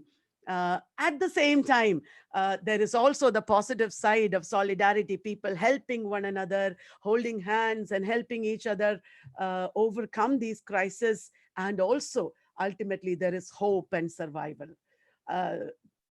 Despite all this negativity, all the dark times that we are going through, we still survive, and we still have hope remaining, which I thought I should represent here with a rainbow. So lastly, when I talk about literature, I cannot but ignore what is there in all our subconscious minds, the literature of isolation. Across the world, people have been isolated because of genocide and war and political oppression. But we cannot ignore the people of Kashmir. All of them are not terrorists. All of them are not criminals. There are hundreds and thousands of ordinary people in Kashmir who have undergone isolation and trauma, which has been written in literary works like Basharat Pierce, Curfew Night, Siddhartha Gigu's The Garden of Solitude. I already mentioned Siddhartha Gigu a while ago. Mirza Wahid's The Collaborator, Shahnaz Bashir's The Half Mother, Shafi Ahmad's The Half Widow, and so on. I have not read these literary works. This is just a list, but I have been reading about them for the sake of this paper. It is also about how both Muslims and the Hindus, Siddhartha Gigu has written about the Kashmiri Pandits, the others have written about the Muslims, how they have overcome or they are struggling with the experiences of political repression and war and isolation and fear and increasing death toll that is taking place in their region. The region has been completely destabilized and devastated because of all this. My heart goes out to the people of Kashmir, and I thought I should put a black slide here, not only for the people of Kashmir, for all those people who have suffered because of reasons beyond themselves and are trying to overcome and survive. And one last bit about how we create these disasters. Our urban development has been largely unscientific. Because of that, in Kerala, we recently had the floods. Many times when floods and famines have taken place in India and other developing countries, it has been because also of unscientific urban development, which people have written about in literature. Kamala Markandeya's A Handful of Rice, for example. So it is time we sit up and take note of all these things. It is because of unbridled consumption. Many times the consequences of pandemics and natural calamities are not nature created. They are because of our lifestyle and consumption and neo-imperialism. Also because of xenophobia, we are afraid, we are paranoid, we don't like people who are different from us, we want to kill them, we spew hatred upon one another. We continue to do that. Despite the pandemic, we still continue to do that in the social media, and we want war, we create war.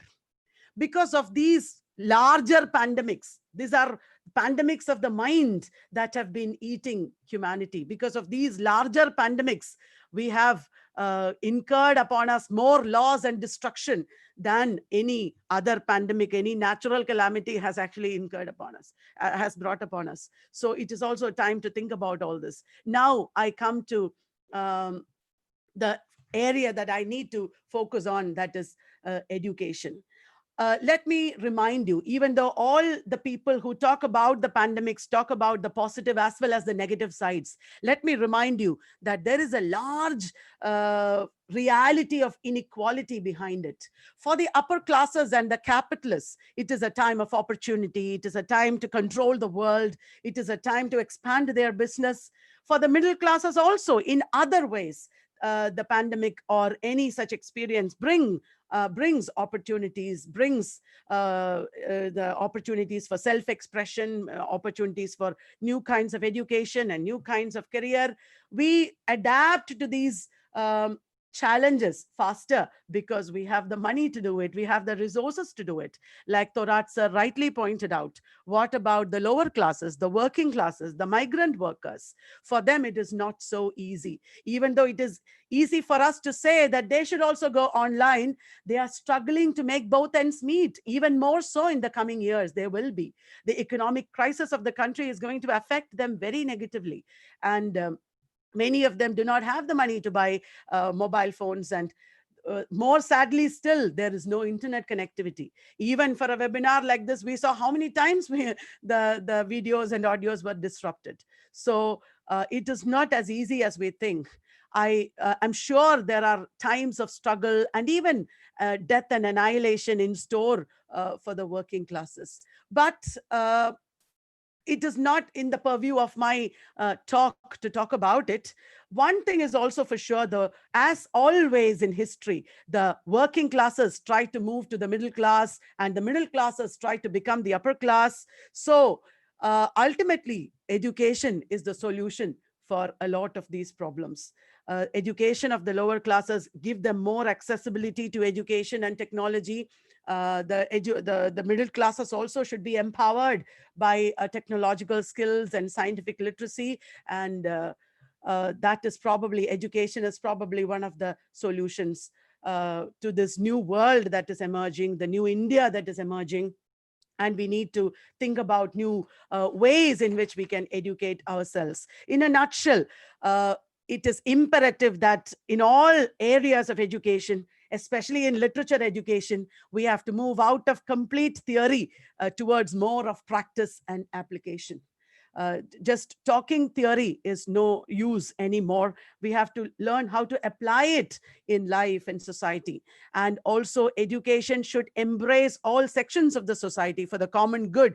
Education should try to wipe out differences and inequalities in a more aggressive manner now. Otherwise, it will be very hard times for us in the future. There should be more collaboration. For example, this webinar. Before, an individual teacher would go and teach in a classroom. The other teachers will not know what this individual teacher is teaching. But now everybody is out there in the open, in the internet. Everybody is listening to us. We need to be ready for that. We need to collaborate as teachers much more than before. And technology, as I mentioned before, should become more free and open. It should be accessible to all. We should help one another do that.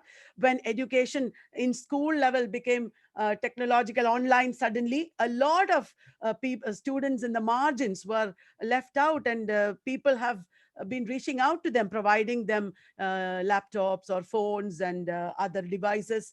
We have to continue doing that. Internet also should become free eventually. There should also be scientific literacy. Science is a double-edged sword. It can save us as well as completely annihilate us. It can wipe out humanity also. So it is very important that we learn how to use science, how to use medicines, how to use technology. That is very, very important. And we should realize, as Parin ma'am was trying to tell us, that our challenges are actually opportunities. So I will wind up by reading a little more. The nature of language, communication, reading, writing, speaking, comprehension, everything has changed, including the nature of research. we need a new set of skills that are compatible with the changing scenario of knowledge. Online teaching, for example, is not the same as teaching in the classroom. A very good teacher in the classroom may not be a very good teacher online. Students and teachers should all be equipped with technological skills, but that is not all.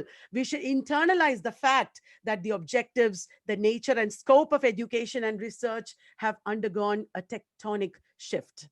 Till now, we were lying back on our couches and watching TV, but now we are consumers of, till now we were consumers of knowledge, we were consumers and propagators of knowledge, but now we have to turn into producers of knowledge. We have become active players, and it is a move, it is a shift towards application, engagement, and experience that we should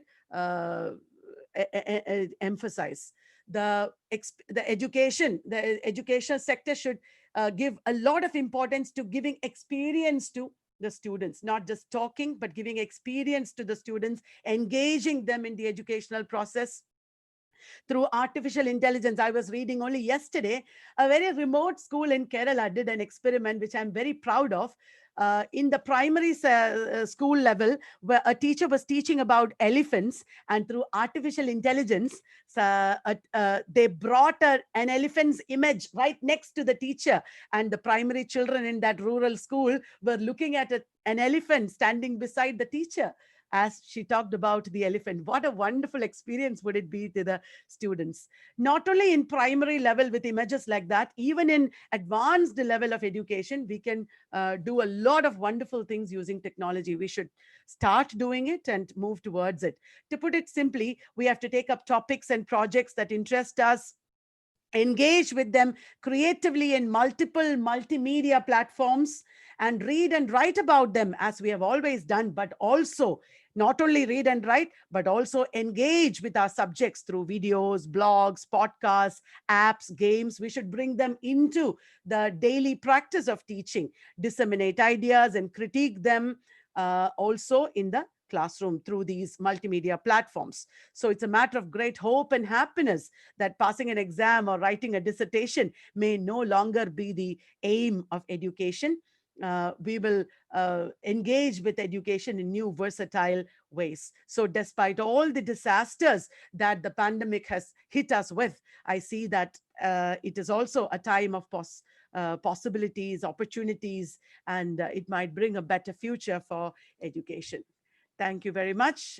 If you have some discussions or questions, I'm ready to deal with it.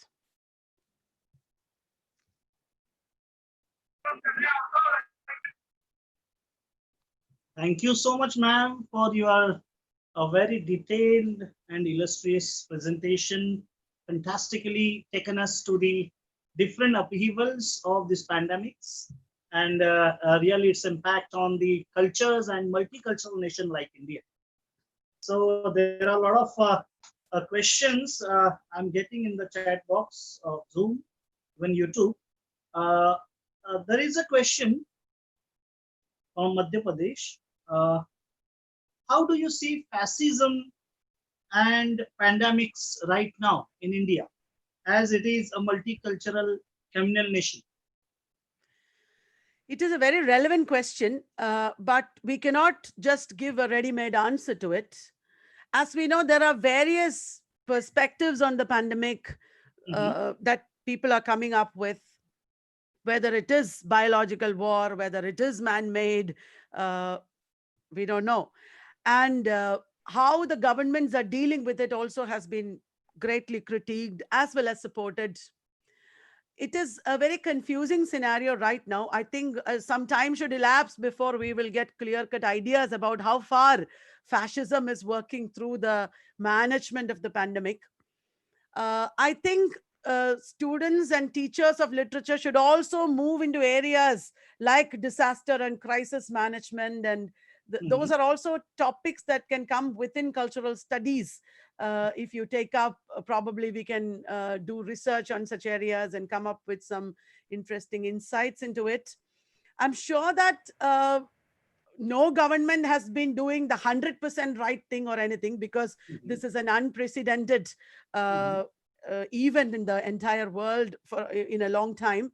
And also, I'm also sure that a lot of neo-imperialists and corporates might be trying to make money out of it, because it is only humanly normal to do that. So as in every cultural situation, there should be debate and there should be discussion based on everything. There should be participation of the people in the decisions taken to curb the pandemic and in the decisions taken about our future. Even if there is fascism at work, I'm sure it can be curtailed and it can be controlled with a democratic approach. So I'm hopeful that we will be moving into a better future with less oppression and less fascism working upon us, as long as we are taking an active initiative in political and cultural affairs. Yes, yes. Thank you, ma'am. Actually, already you have taken reference of this next question, but still, I'm eager to ask you, what is the future, upcoming future for digital humanities? Very great future it has. Digital humanities is using technology or digital resources to study, document, and propagate humanity studies, and also using humanity studies, studying the impact of technology on society. There are courses coming up in digital humanities everywhere, starting from undergraduate level. And it is important that all our humanities departments take account of the developments in digital humanities. I'm sure it is one of the major areas of intellectual inquiry in the future. Yes, ma'am. Yes, ma'am. Thank you so much. Thank you. Now I limit myself to ask you questions posted here. There is a lot of questions, but as we have a tight schedule, as I mentioned earlier, thank you so much for your wonderful presentation and valuable addition to our knowledge. Thank you so much. Thank you. And here I declare that all our resource persons have successfully delivered their talks, and we have got enriching experience through all of their presentations. Thanks to all the dear, respectable resource persons and keynote speaker. Thank you so much. Now I would like to request Parli Tirak Vidyalaya Association's treasurer, respected Vansi Dhurandhar sir, who joined us. I welcome you on behalf of the Department of English, Sathe College, in association with IQAC. Over to you, sir. Thank you, Dr. Kosambi. Yeah. Thank you, Dr. Kosambi, for that.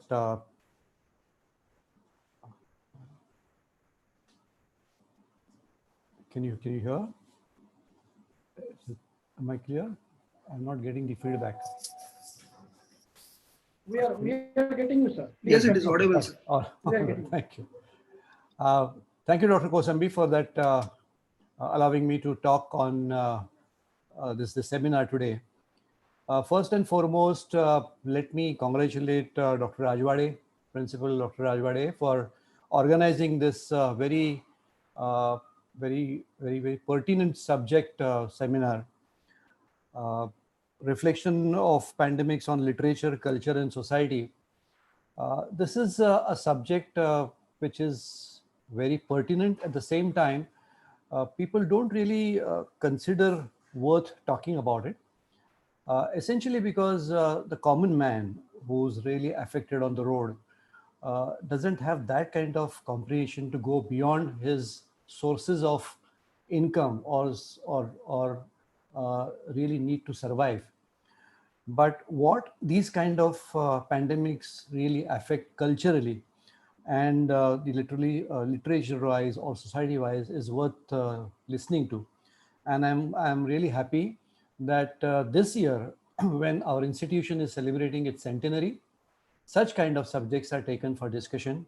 And I would like to compliment you, Dr. Kosambi, for leading this seminar. Friends, Dr. Deshmukh, my colleague at the board, was there, and how can you have a better person than Dr. Deshmukh to talk about it.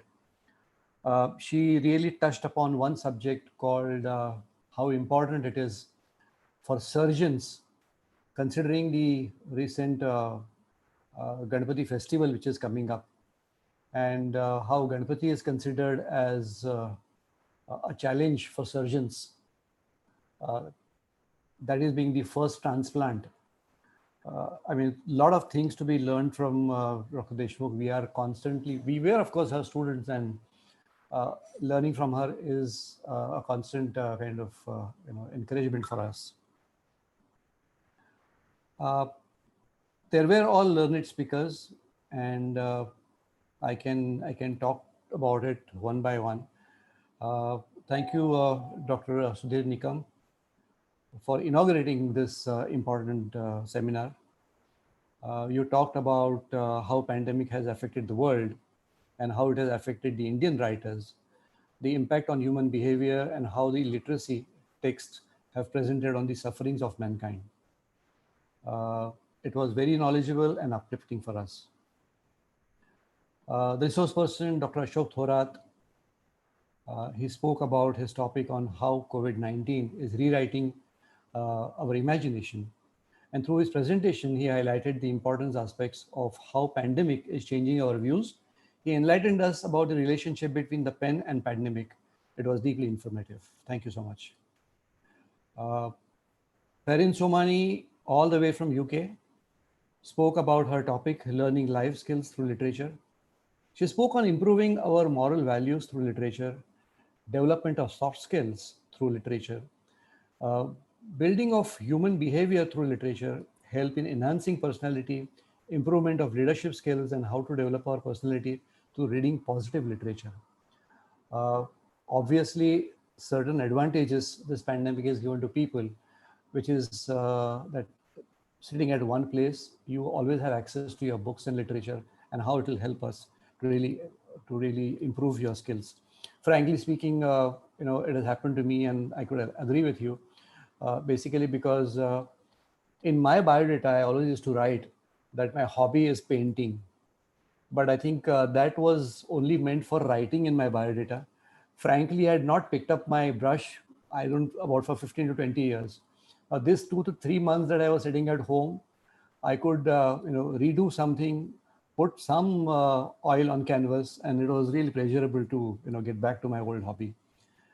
Dr. Kalyani Walat was, of course, very, very practical. Certain excellent approaches what you have taken, Doctor, is really phenomenal.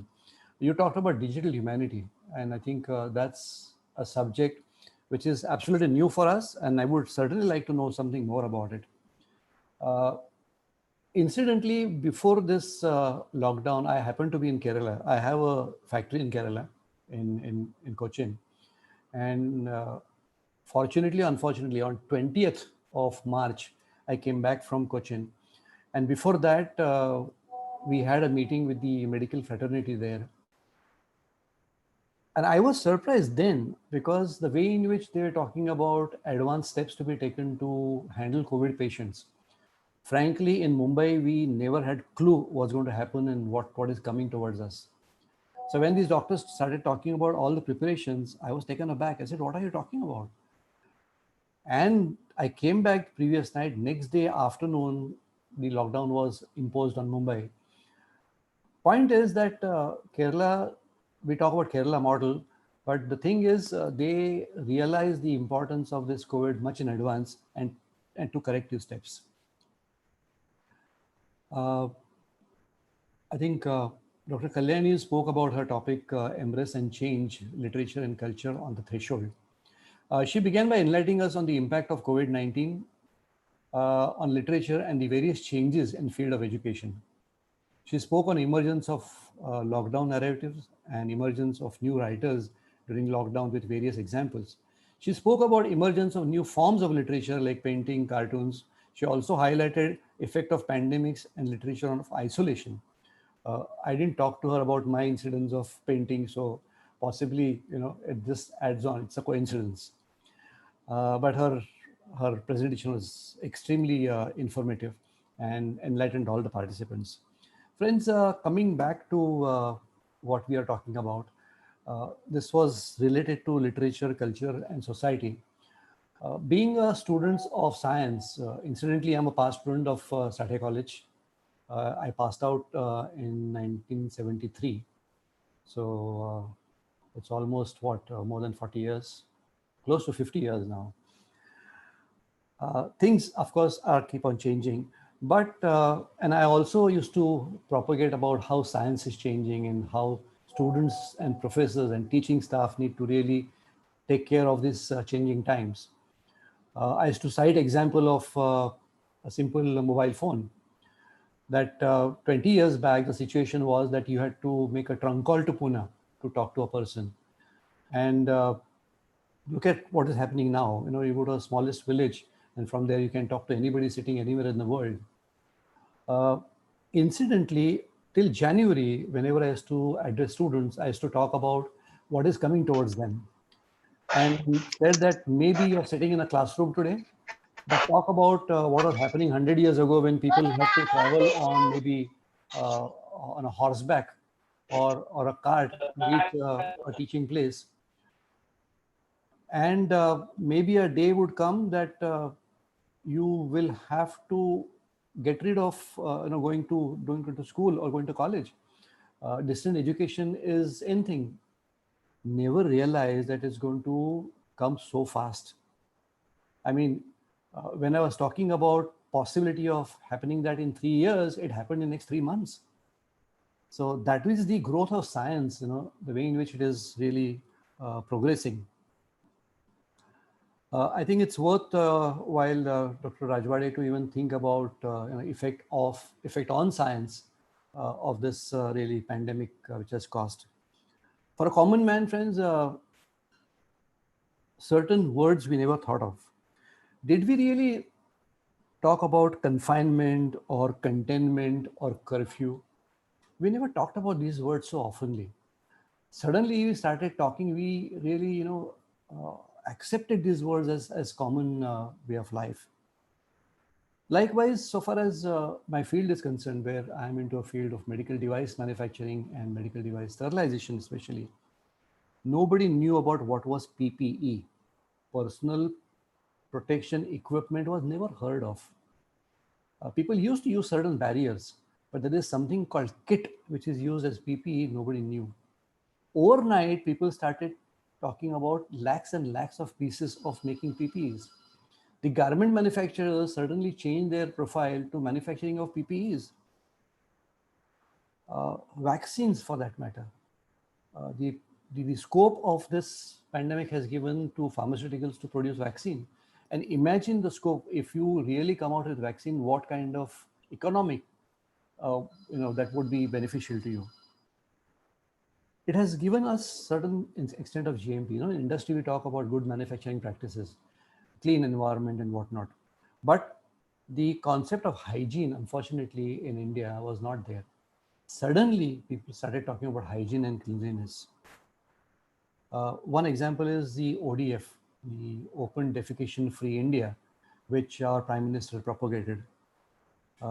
6 years ago, Prime Minister talked about India should be open defecation free under the scheme of Swachh Bharat.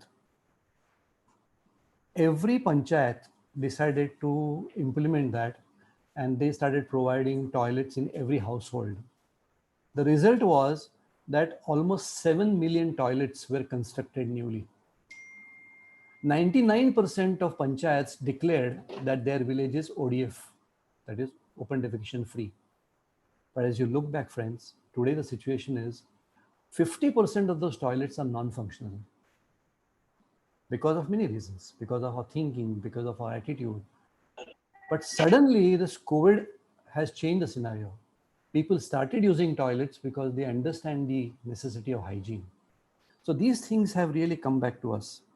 The manufacturers are disinfectant, huge opportunity for science to develop, come out with new disinfectants to provide quick reaction. Deshmukh madam talked about the advantage that the husband started taking care of the household, including cleaning vessels or washing clothes and whatnot. Well, I also went through, I won't say agony, but that that technique. And you know, in Marathi there is a good number which is very popular, and the words go like this, that Jivanat hi gadi ashisa rahu de. I think that was changed to say that Jivanat ha gadi asas rahu de. So let the servant be permanent in our life. The whole business has changed. No travel, no office expense. People have decided, or they understood the advantage of sitting at home and working from home. Lot of offices, you travel from, say, in Mumbai, from Andheri to Sakinaka, where I am. Andheri Kurla Road used to be buzz of activities, the kind of offices, new office complex which had come. They are all gone dry. There's nobody there. And I don't think anybody would come back also. So this is what the change is. In schools, in Tirak Vidyalaya, we decided to put up smart boards. But now as I look back, the decision what we took 1 month back, just a month back before the when this pandemic struck us, as I realize now, it's of no use. Because if students are not going to come to school, where is the question of providing a smart board and spend that kind of money?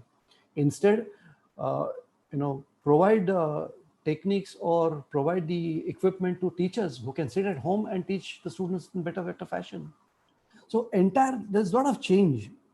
And I'm sure this change has to be considered as positive change. And you being experts in the field should come out with various new techniques, accepting this technology as a base to really address the situation. I don't think, of course, scientists are going to work for vaccine, doctors are going to take care of the patients, that will continue. But so far as changing environment and changing society is concerned, you, especially professors and teachers and the teaching faculty, are going to be a tremendous contributor.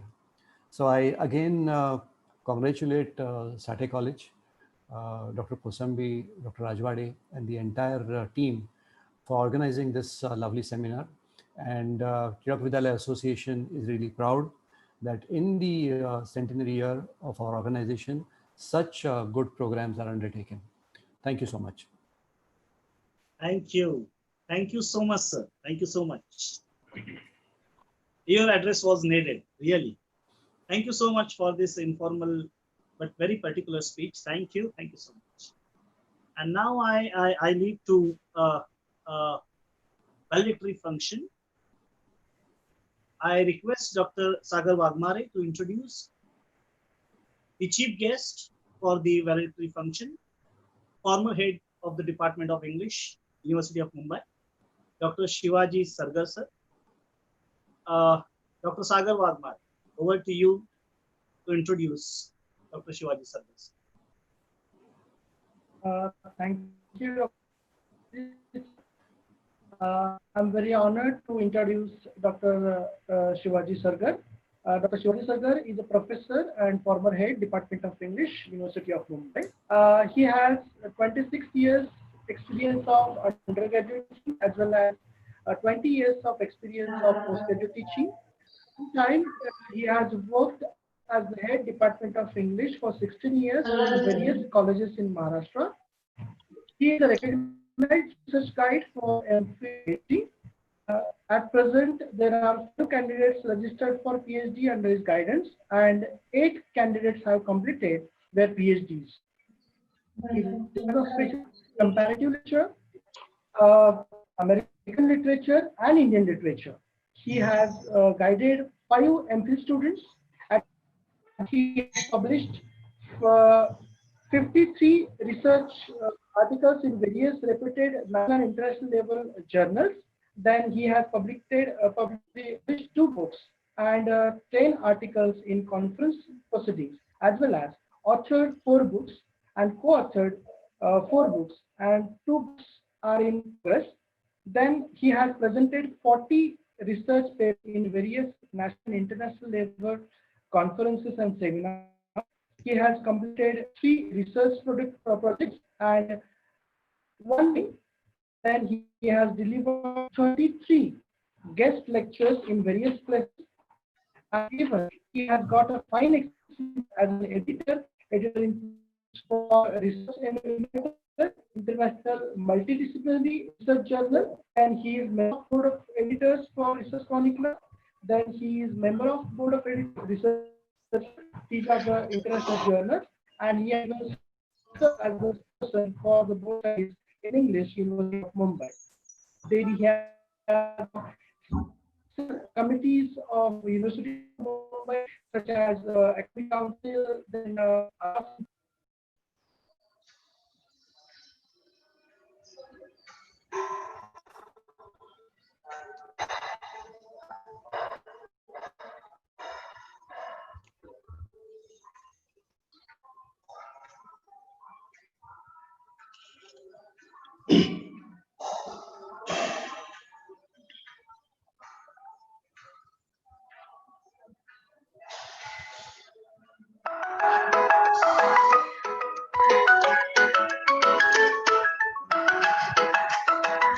No?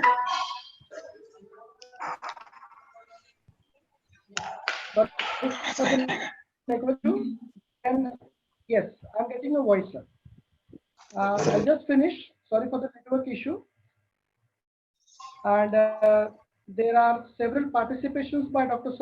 Sargar in university activities, and he has a fine experience of NAC also. Thank you. Thank you very much. Over to Sargar, sir. Thank you, Dr. Wagmare, for your very gracious introduction.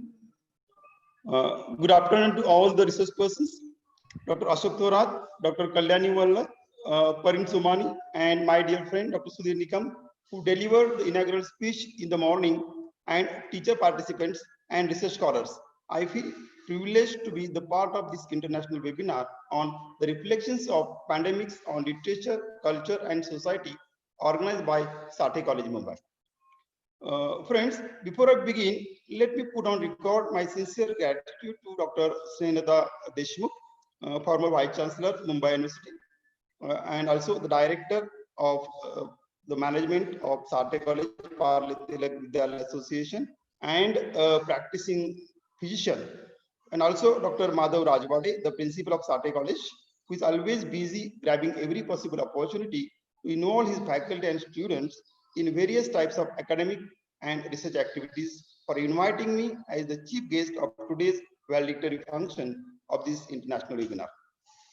Friends, I also wish to mention the names of some of the members of organizing committee, and to begin with, Dr. Nerkar, IQAC coordinator of the college, Dr. Satyajit Kosambi, the young, energetic head of the Department of English of Sathe College, and also the convener of the today's webinar. His colleagues, Dr. Sagar Wagmare and Panchashil Mahale, other faculty members of the college who have invested a lot of time and energy in organizing this webinar. Friends, the present webinar is one more event among the hundreds of them that are being organized in recent times all over the country. And the webinars are actively attended by thousands of students, research scholars, and teachers, thanks to their online nature, as you are not required to apply for the duty leaves or request for the reimbursement of registration fees and other allowances, as there are neither traveling expenses nor registration fee, thanks to Corona.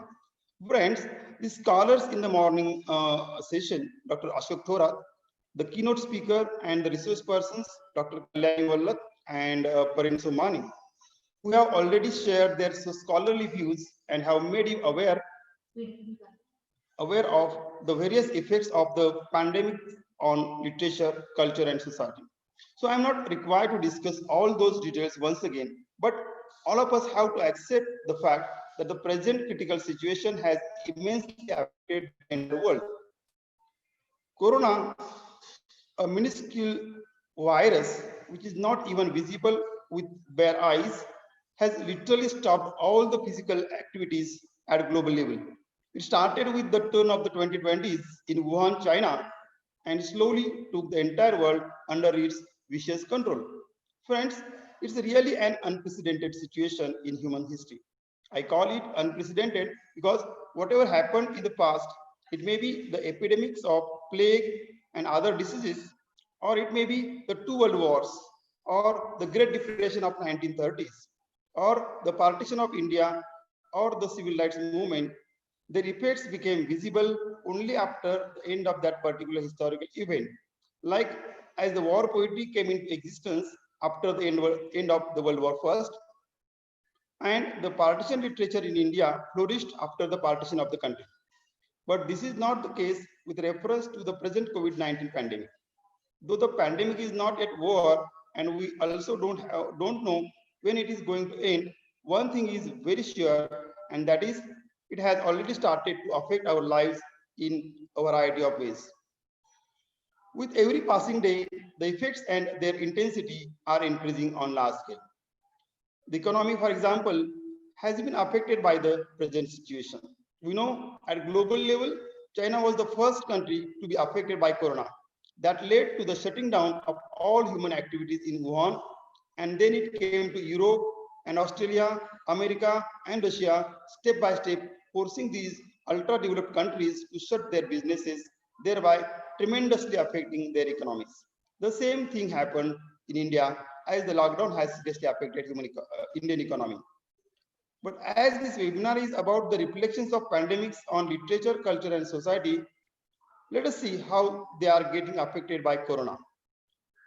Friends, we know that culture is a central concept in anthropology, encompassing the range of phenomena that are transmitted through social learning in human societies. Cultural universals are found in all human societies. These include expressive forms like art, music, dance, ritual, religion, and technologies, cooking, shelter, and clothing. The concept of material culture covers the physical expressions of culture, such as technology, architecture, and art, whereas the immaterial aspects of culture, such as principles of social organization, mythology, philosophy, literature, and science, comprise the intangible cultural heritage of a society. So in brief, we can say that the culture is an umbrella term that contains almost all the material and immaterial activities of human society, including literature. And this literature, which is being created now, has the effects of the pandemic. For example, there are some really interesting books of fiction that are getting published, like say, The Day Before Today, the lockdown stories of Gayatri Gills, and again, Love in the Time of Quarantine by Siddharth Gigu, and one of the very favorite authors with young people, Shobade, and her book has come in the e-form, Living and Other Stories, Lockdown License.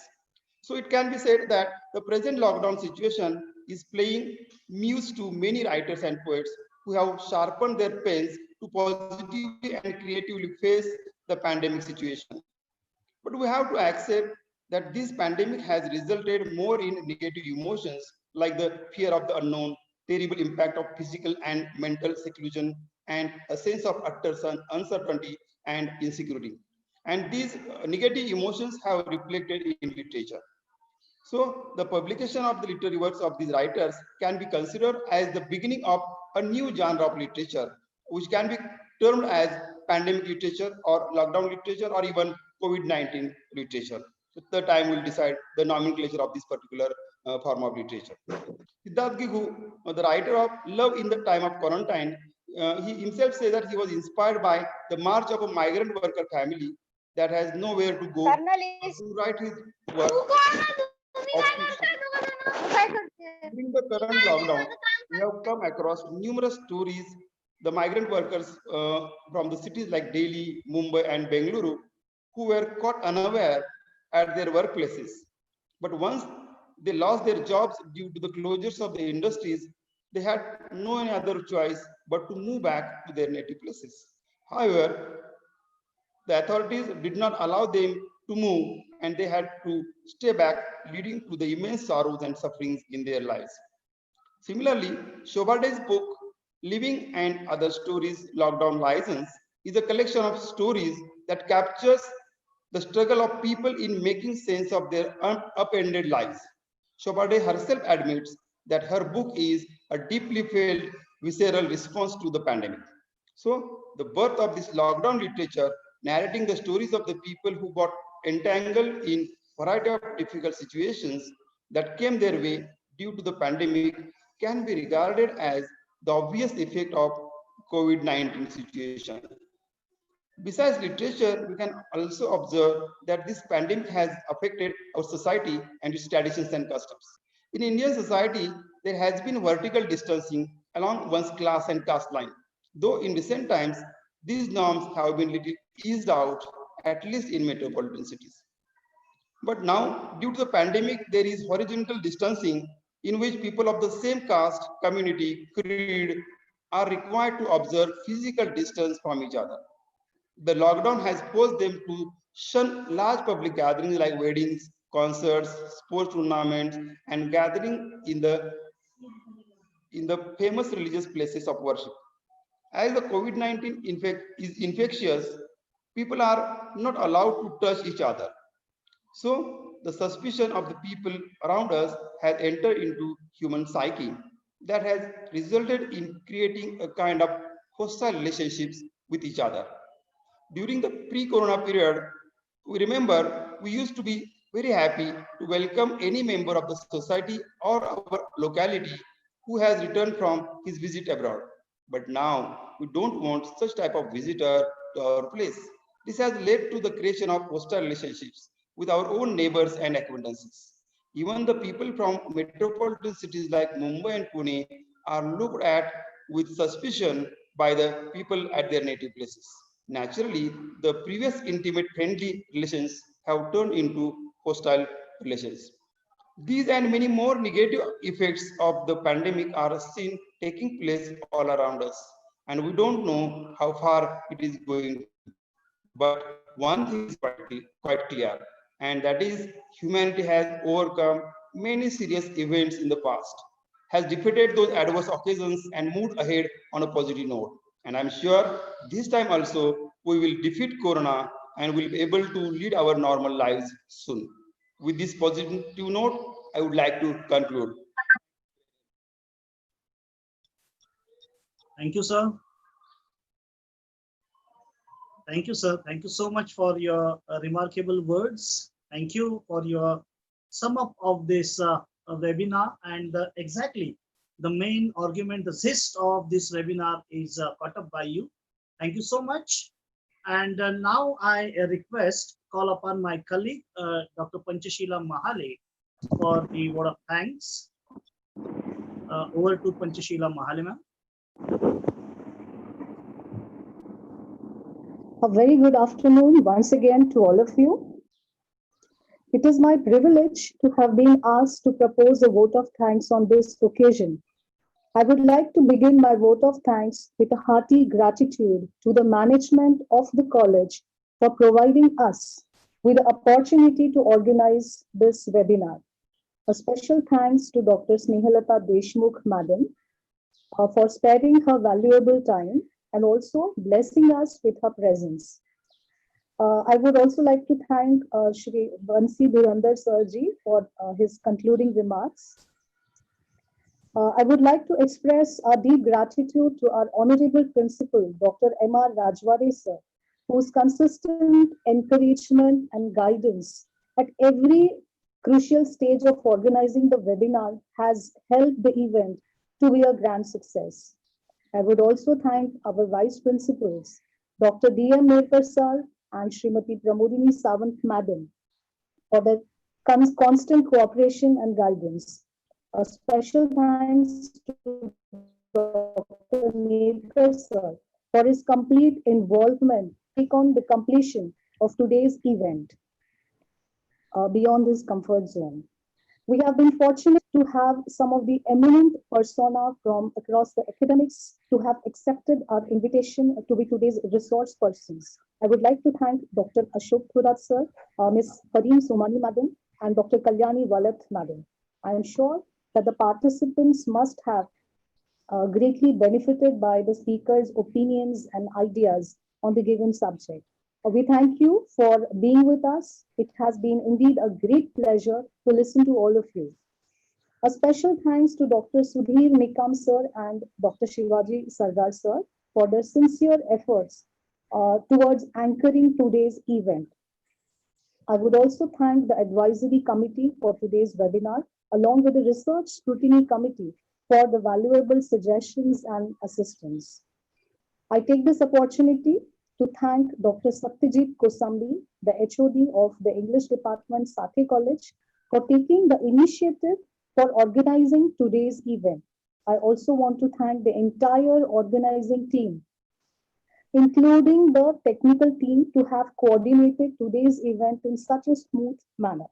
And last but not the least, the participants. I thank all the wonderful participants out there who have turned up in good numbers. Thank you all for your cordial cooperation. Thank you once again. Before we sorry, Satyajit sir, there is one announcement to be made. Before we wind up today's webinar, there is a request to the participants to contribute the research articles in larger numbers. A book will be published on the base of today's event, and all the details regarding the book have been put up on the Telegram. So please do see your Telegram account. Thank you very much. Thank you once again. Thank you, ma'am. Then, with the permission of Principal Dr. Madhav Rajwade sir, I would like to over this function. Thank you, sir. Thank you so much.